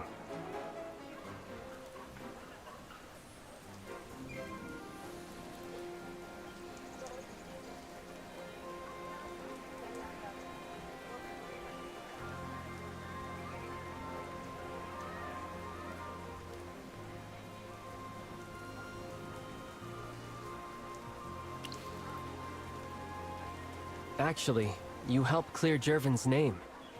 For that, I'm truly grateful. He's my best friend. I've met many kind people since coming to the Lyceum, but no one's ever supported me the way he has. You might laugh, but he even tutors me in alchemy, a subject I've never been good at. But friendship can't just be one-sided, so I've always wanted to repay him somehow. Jervin is the heir to a powerful house, brilliant and gifted in magic. Aside from his leg injury and the pain that came with it, he's practically perfect. His parents tried everything to heal him. Royal physicians, reclusive masters, even master mages. But nothing worked. The injury was caused by a cruel dark magic curse. Even after a few magisters found a way to lift it, the damage was permanent. He can't walk or even stand. He's been in a wheelchair ever since. After that, he grew quieter. He used to be so lively. Still, He found the strength to move forward and return to the Lyceum, and rose again as one of its brightest stars. Despite everything, he only relies on himself. And as his friend, I've never been able to do much for him. That's why I was so determined to clear his name this time, even if it meant breaking my own code. Honestly, I lied during the interrogation. Envoy Evie asked me about the last time I spoke with the headmaster. During that talk, he asked me if Jervin's legs could ever be healed, but I didn't mention that part during questioning. Please don't misunderstand. I didn't mean anything by it, I don't know. The headmaster only mentioned it in passing. I suppose I just forgot. Later, when I remembered, I thought it wasn't important enough to bring up. But it's been eating away at me. I was afraid that hiding it might cause trouble. But I was also worried that bringing it up might damage Jervin's reputation. For nobles like him, honor is everything. Even if he's innocent, just being associated with the headmaster's death could ruin him. And right now, his family is choosing their next heir. Any hint of scandal would destroy his chances. We haven't known each other long, but my instincts tell me you're someone I can trust. And Envoy Evie trusts you too. My family has always followed the Knight's Code, and concealing something like this weighs heavily on me. Now that I've said it, I can finally confess to the goddess and find some peace. Either way, I'm grateful to both you and Envoy Evie. Truly, I can finally rest easy. Hey, could I ask you for a favor? Thank you, truly. I was hoping you could take a look at my sword. You remember at the art gallery I used that small anti-magic device? Well, because of its side effects, my sword has been losing its magical power. I'm not very skilled with alchemy or forging magic. I've tried everything I can think of, but nothing's worked to restore it. Could you see what's wrong with it? Thank you. Here it is. Please be careful. This sword means a lot to me.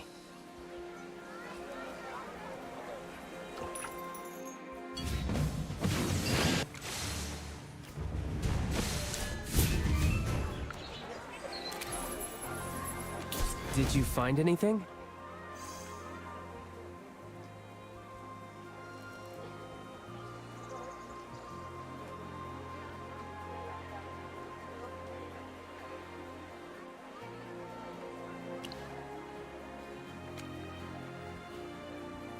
Cracks? Dura above, I didn't even notice. Could that be why the magic's leaking out?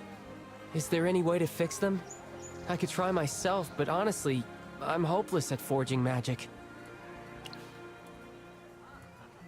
What's wrong? Even so, I want to try. It means too much to me. This sword is called the Oath of Glory. It was reforged from the broken blade of my ancestor, who performed great deeds in the First Divine War. See here? When it was remade, he had our family oath inscribed right into the steel. Where the oath points, there glory returns. It's the most precious heirloom of House Grenvalden. More than a weapon, it's the symbol of our honor and knightly spirit. Yes, they say my ancestor Alistair Grenvalden was a mage knight without equal. He served alongside the gods themselves and achieved countless feats in the First Divine War. When the Lightbearer Empire was founded, he was granted the title of a count. The Grenvalden name was known across the realm, a proper knightly lineage. But that was then. Now, our house has fallen on hard times. We've lost our lands, our title, most of our fortune. All that's left is the name. I am. Before he passed, my father passed the Oath of Glory to me. He believed that as long as this symbol of our honor survived, our house could rise again someday. It's been nearly a century since a Grenvalden earned the crown's favor. All I have left is an empty title, baronet in name only. If I can't turn things around, in a generation or two, our family's glory will fade into nothing. The official reason? My magic talent was always stronger than my swordplay.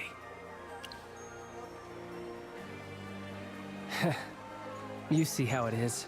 Court mages have the crown's favor these days.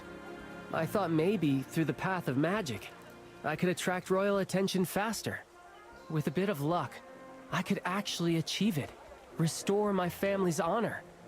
It's a bit calculating, isn't it? A far cry from the noble ideals my ancestors fought for. Yes, that's why I can't just stand by and watch it fall apart in my hands. Even if it's a long shot, I have to try to fix it. Thank you so much. What will we need? I know a merchant who deals in high-quality magical components. Come on, I'll show you the way.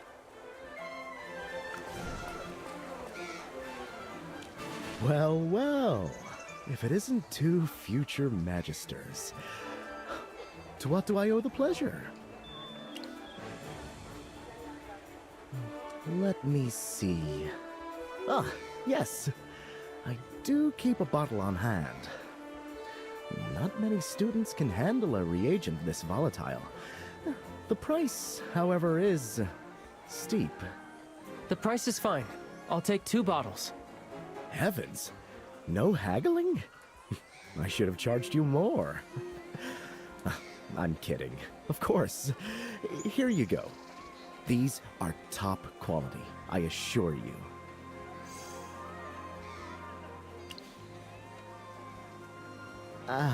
Apologies, but that one's too hazardous to keep in the shop. I'd have to special order it. You'd be looking at about 20 working days. That's too long. Anywhere else we can get it? Well, if you're confident in your skills, you could try extracting some from a razor claw assassin. Nasty creatures. What? You're using that for a magic experiment? I'm afraid the Empire has that one under strict lock and key. Without a trade license, I can't sell it. Sorry, I'm afraid I can't help there. The Fire Vein ore is a dead end for now. But the Razor Claw Assassin, I did hear a rumor that one was spotted in the nearby woods. Maybe we'll get lucky.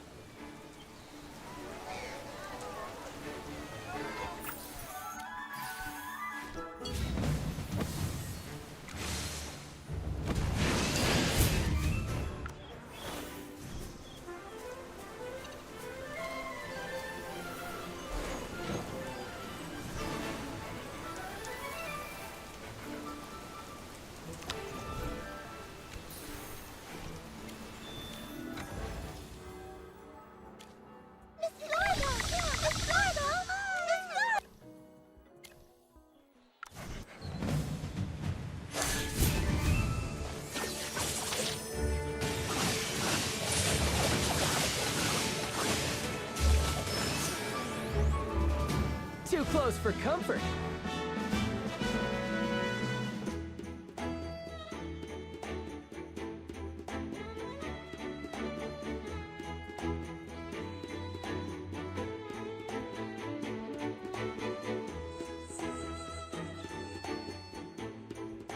Perfect. With the corrosive solution, we just need Fire Vein ore.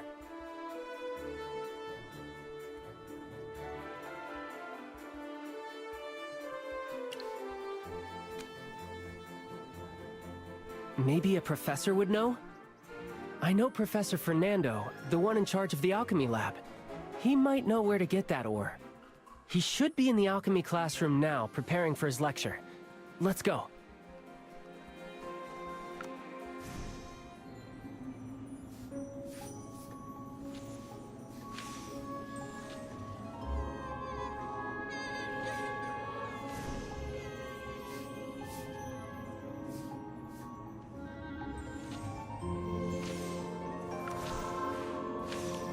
What happened, Professor? Another failure! My portable modular alchemy array is a pile of scrap! The lab exploded! My entire custom set of alchemy equipment, all gone! Do you have any idea how much gold I've literally burned through? Magic burns money, and alchemy explodes it! I'm filing for the triple research funding. There was an explosion? Are you okay? Me? I'm perfectly fine. It's not like I'm mourning 740 grams of dragon blood powder, 517 grams of glitter dust, and 625 grams of elderwood pith! Not at all! I said I'm fine, so I'm fine! Failures like this happen all the time in alchemy. The important thing is that no one was hurt because my protection spells held. And my personal stash of Fire Vein ore is perfectly safe. Professor, could you please sell me some? Ah, so that's why you've graced me with your presence. You need something. Sorry, Professor. I've been swamped with the selection exam. Yes, save it. I remember all the help you gave in the lab. So what do you need it for? It's for my family sword. It was damaged. That heirloom of yours? I can't believe you let that happen. Fine. How much do you need? For a blade that size, that's about right. All right. I can spare that much. I won't even charge you. Here.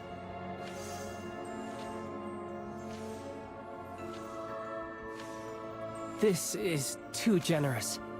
Aren't you in a hurry to fix that sword? Consider it your advanced alchemy assignment. Now, take your course materials and go. Thank you, Professor. Oh, don't look at me like that. Off with you both. Shoo! Some of us have funding requests to exaggerate. And if you botch the enchanting and lose an eyebrow, you know where to find me.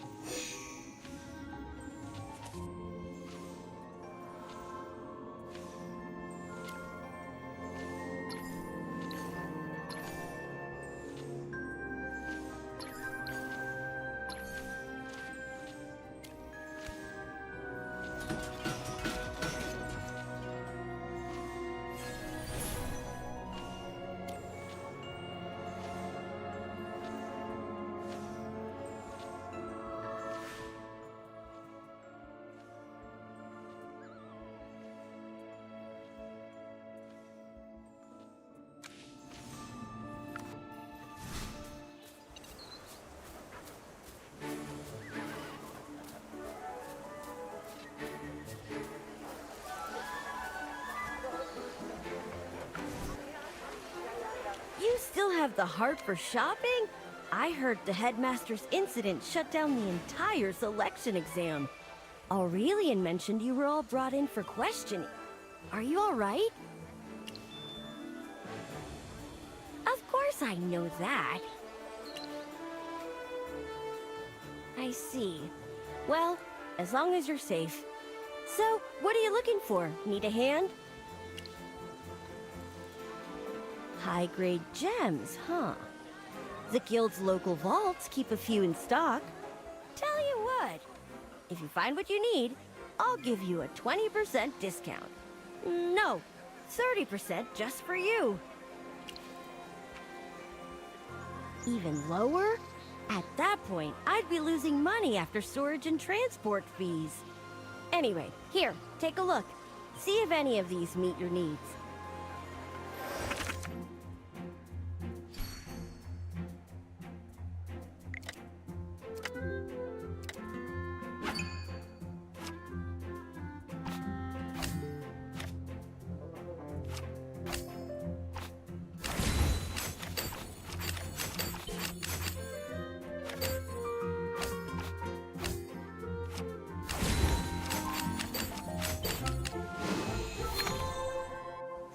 anything.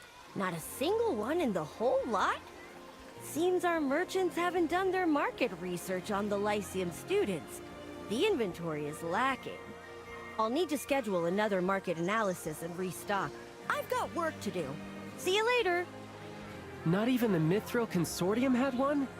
Then finding the right gem on this street will be tough. Will we have to go all the way to Savannah? A collection? Only nobles could afford something like that. Wait, you don't mean... Jervin? Yes, I suppose I am. I feel guilty even thinking about asking him. The truth is, when I first approached Jervin, it wasn't purely out of friendship. I had an ulterior motive. My family's long fallen into ruin. Jervin's a true noble with real influence. One of the few people of his status I could actually get to. After his injury, I deliberately grew closer to him. I thought that if I could earn his trust, I might attract royal attention, and maybe revive my family's name. It's been so long since anyone even remembered the Grenvalden house.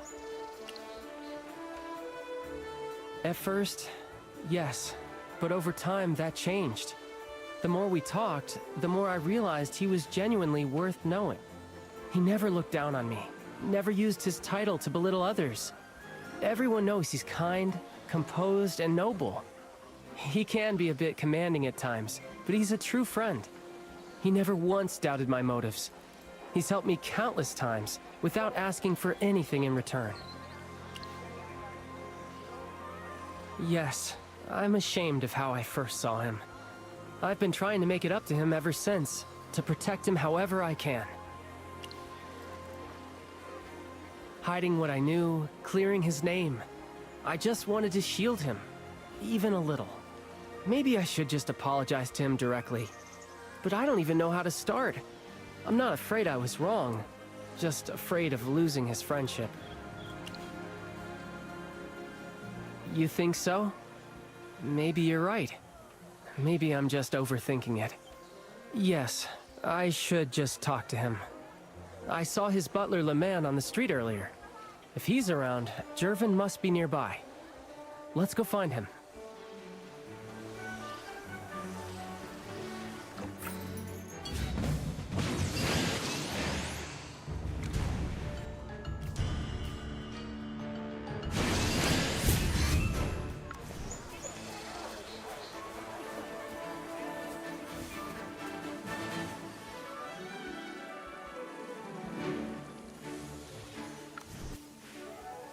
Jervin?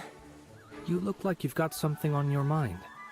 If you need help, just say the word. I came to apologize.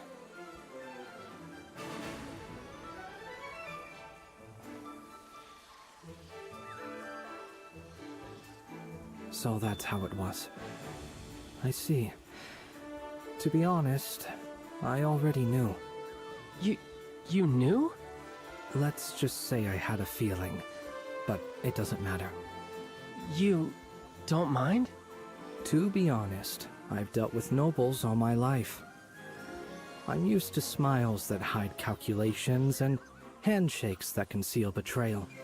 But you, Sylvan, you may have started with a goal, but you became a true friend. And when you had to choose between ambition and friendship, you chose the latter. You even had the courage to come clean. I know how to read people. I've watched your actions and You carry the honor of House Grenvalden. You have your ancestors' kindness, their integrity, their honor. You're a good friend. So stop blaming yourself. You don't owe me an apology. As your friend, I want to see you succeed. To see you restore your family's glory. I don't even know what to say. No need for words. They never quite fit moments like this anyway. Now then, you didn't come all this way just to apologize, did you? I see. So you need a high-grade magic gem. LeMan, Fetch the Phoenix Star. But young master, that gem was meant for your new staff. It's fine. I have other options. As you wish.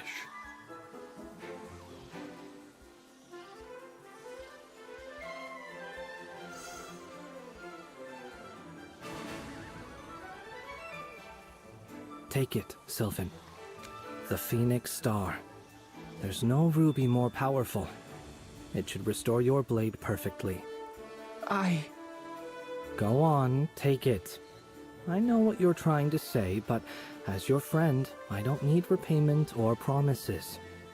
If you really want to do something for me, just thank me. From the heart. Then thank you, Jervin. Truly. A genuine thank you. Now, that's rarer among nobles than the Phoenix Star itself. I'll take that as your repayment. Go on, fix your blade. Oath of Glory, huh? A fine name. From now on, I suppose I get to share a little of that glory too.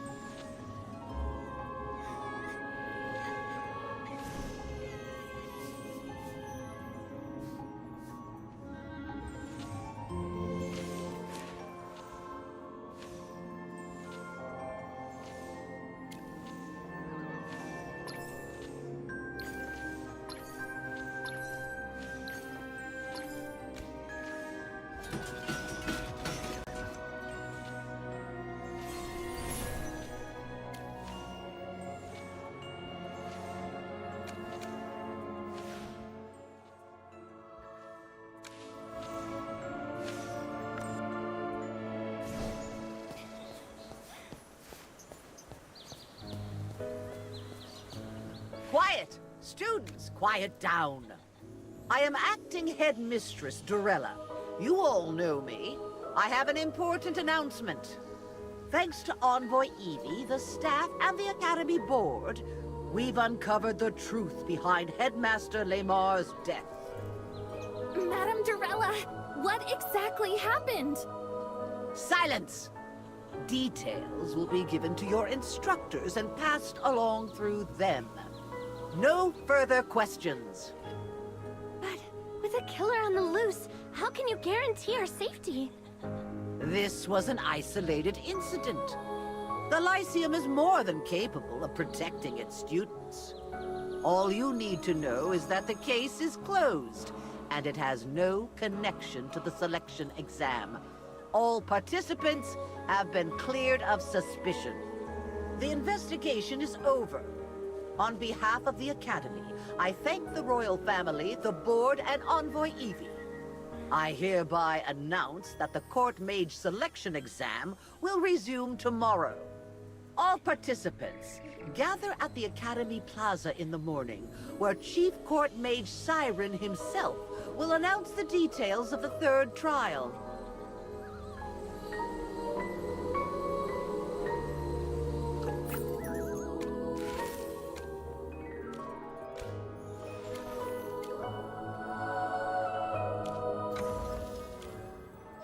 Every bit of growth is worth celebrating.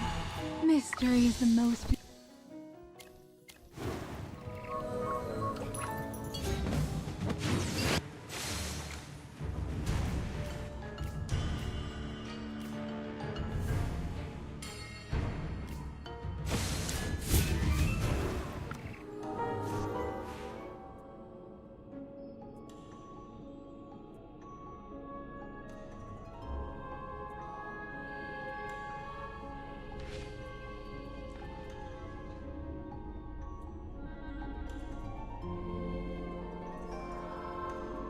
Relax. There are no enemies here. Can you hear me? It's me, Zoria. This is my true body. The gargoyle you're used to is just a vessel I use. This is what I really look like. If I wish, I can use almost anything as a vessel. Technically, she imprisoned my statue, not me. The headmaster's death has drawn attention. Those behind it won't stay idle. What have you discovered? The Syndicate has been a thorn in the Arcane Council's side for a long time. You must be careful. Even though the case seems resolved, things don't feel finished. Good. My spell making the gargoyle move independently will wear off in a bit. I must return soon. And reveal the Arcane Council's existence. No. Since the Council's founding, only Merlin has ever revealed their identity. The rest of us remain hidden, even from each other. Only the first seat possesses the Council's member roster, its authenticity bound by a divine pact. Even among the seats themselves, no one knows who the others truly are. As its leader, you know this better than anyone. Our secrecy is our greatest shield. The Arcane Council is the last line of defense against dark magic and hypogean forces. Our identities are secrets people would kill for. I would rather remain imprisoned than risk exposure. Enough. As our leader, you understand sacrifice better than anyone. During the Second Divine War, you gave up everything to protect this world. You only survived by falling into deep slumber, losing most of your power. You should be grateful you're alive at all. Compared to your sacrifices, what I'm going through right now is nothing. The exam must proceed as planned. We need to uncover the true plot behind it, whether the Syndicate or Siren is pulling the strings. Then I take my leave. Everything rests with you now.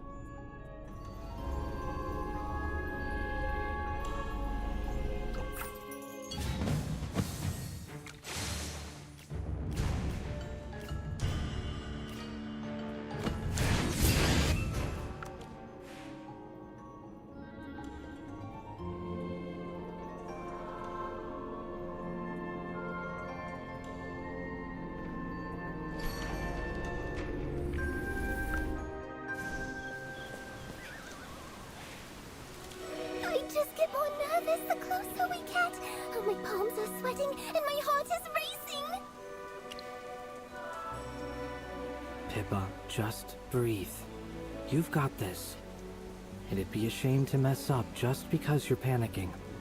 I just keep seeing the headmaster collapse. And that interrogation with Envoy Evie, she was polite, but I was still terrified. I get it. I was right there when the headmaster fell.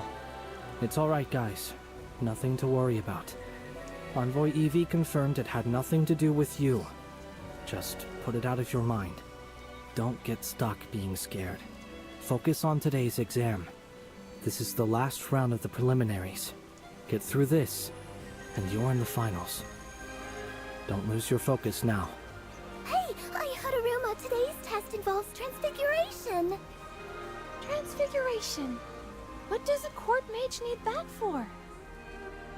Everyone, sorry to interrupt. The judges will be arriving shortly, so please gather over here first.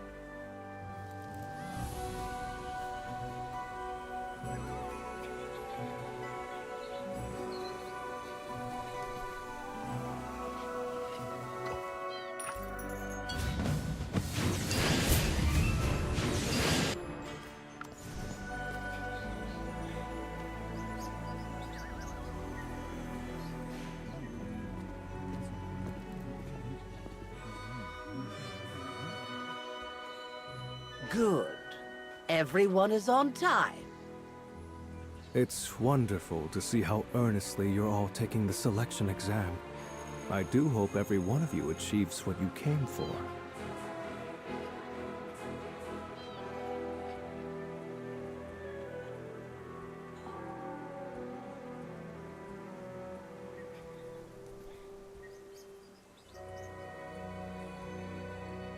As you know, court mages stand at the Empire's very core.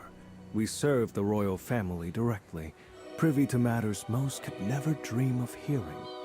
So, naturally, we must possess sharp perception, a talent for gathering and interpreting information, and sufficient counter-surveillance skills. Today's task is quite straightforward. Collect 5 different information fragments scattered throughout the exam area, then assemble and interpret their meaning. Those who successfully gather all 5 will advance to the final selection round. Magister Siren, will interpreting the fragments correctly affect our results? Excellent question. Indeed it will. Even if you gather all of them, failing to interpret them properly means you cannot enter the final round. After all, the knowledge you uncover will form the final question of the exam. Here's a little tip. You may use any method you like to obtain the fragments. Feel free to rely on your magic, your wit, or even a little persuasive charm, if the situation calls for it. Are you saying we should compete against each other? Competition isn't forbidden. In fact, it can be quite educational. How one chooses to reach their goals reveals far more about them than success itself ever could. Now then, I've said enough. When you're ready, proceed in groups to the Sky Realm Forest. That's where today's exam will take place.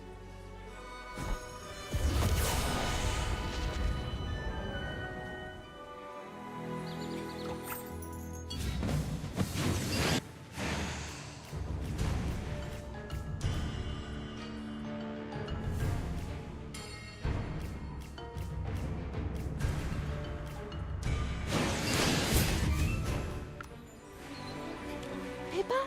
Sylvan? You two are probably the most familiar with the forest out of all of us, right? Huh? Oh, I don't know about that, but I do love going there. I help Professor Celeste weed and water the magical plants. She always has the best hazelnuts. You haven't been? It's a floating island with rare magical flora. It's where we have our herbology and zoology classes.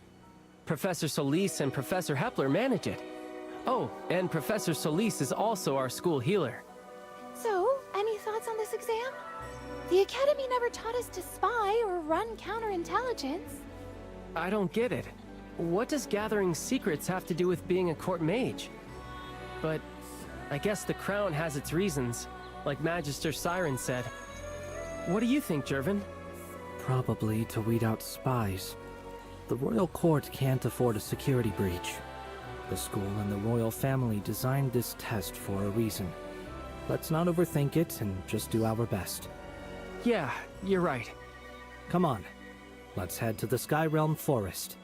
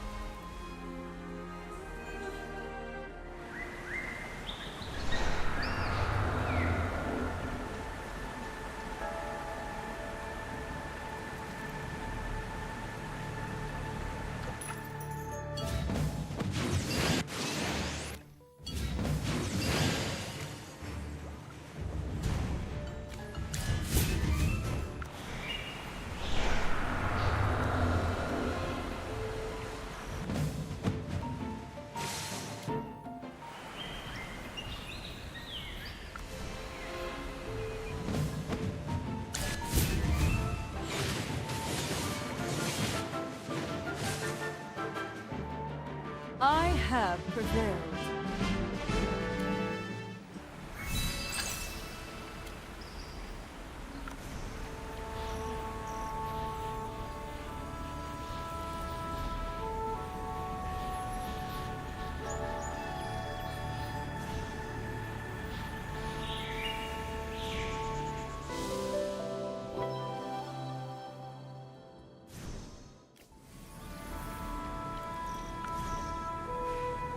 Is that everyone? Professor, are you judging the exam today? Oh no, not this time. The judges are Magister Siren and Headmistress Turella. Professor Hepler and I are just here to keep things running smoothly.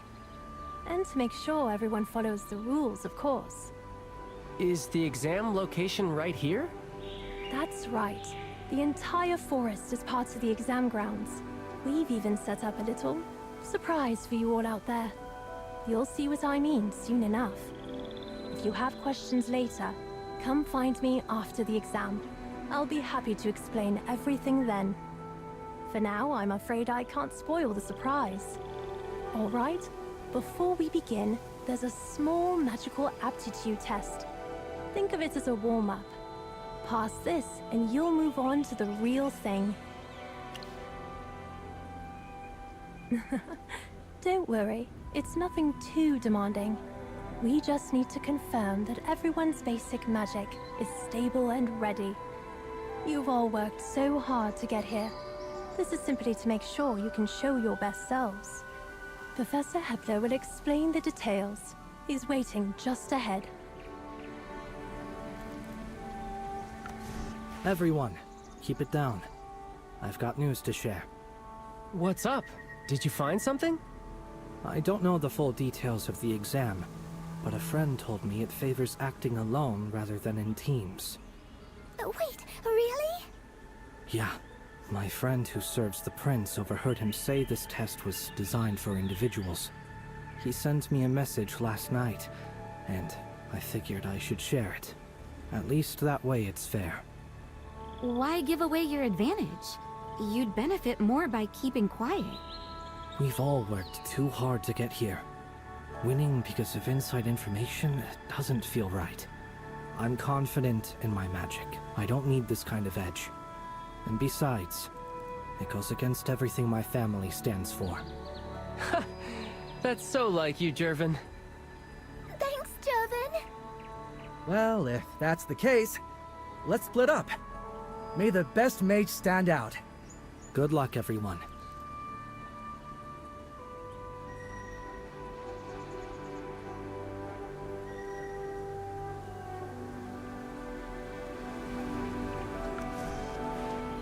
I heard your chatter. You're right, this test will use transfiguration. I'm going to teach you an advanced technique that might help you during the test. But before I show you this new transfiguration technique, I need to see where you're at skill-wise. A good candidate needs both learning ability and adaptability. Follow me.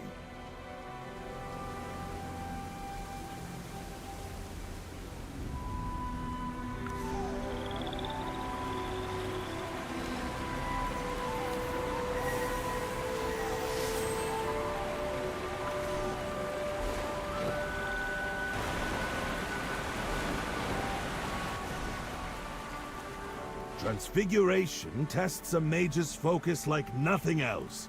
Many graduates still shudder at the mention of it. But I have to say, your skills are already well beyond your classmates. Impressive. So I'll teach you something special. Ancestral sense. Master this, and it's like gaining a second pair of ears, or a third eye.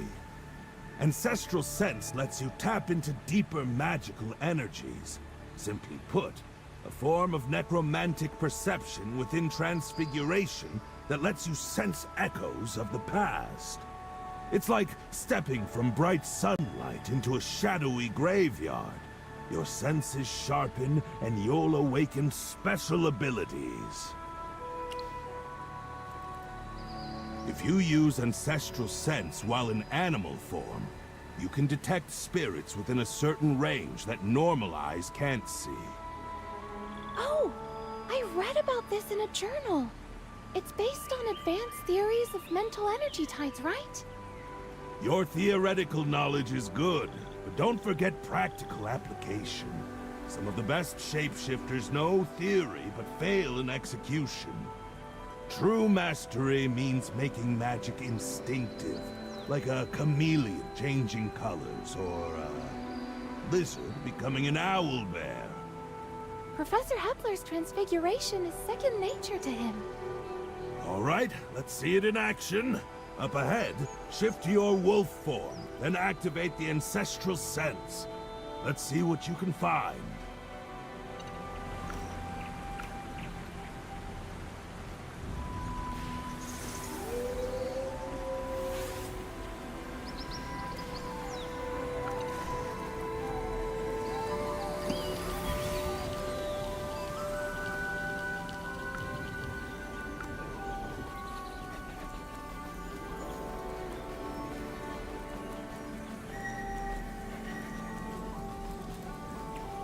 See?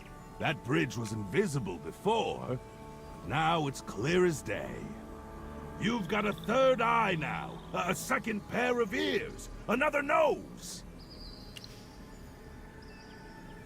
Feel more, analyze less.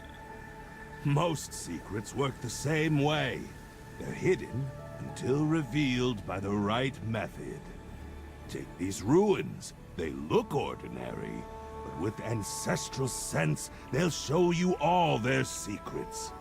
Go on. Use the spell to study the ruins and solve their mystery.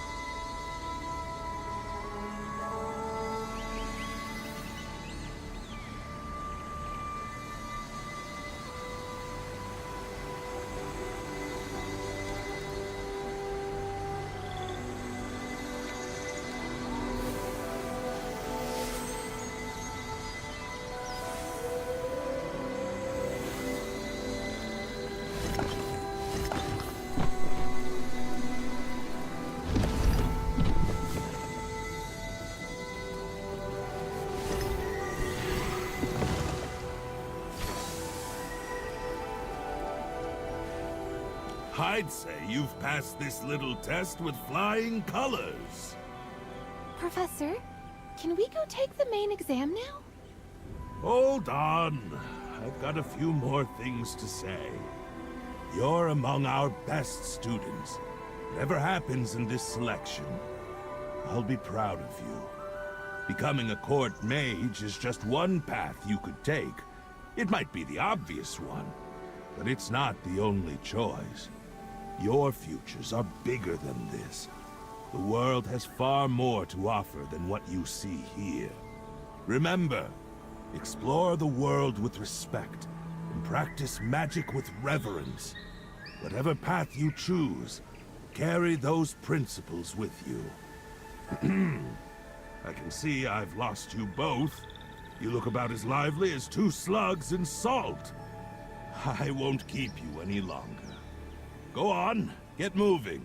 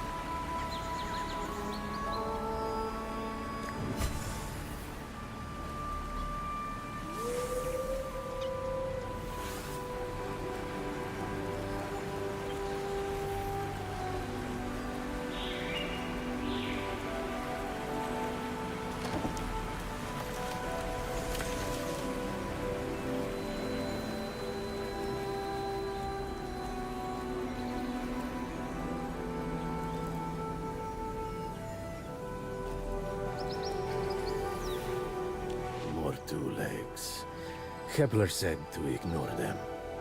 Can we eat them? I'm hungry. No. Kepler's pack, not prey. Go gnaw your bone. Excuse me, Mr. Wolf? Can you tell us what's happening? Why are you all gathered here? Mr. Wolf. It's El Jefe. 2 legs. Right, El Jefe. What's going on around here? Those 2 legs down there, feasting, took our meadow. Loud as thunder. Smells worse. I can't even nap. El Jefe, what are the humans doing? How should I know? They yap and squeak. No real words. Like birds without wings. Brave pups. Fine. Go watch the 2 legs. Bring back what you see. Good scouts eat first tonight. And keep low. Don't get caught.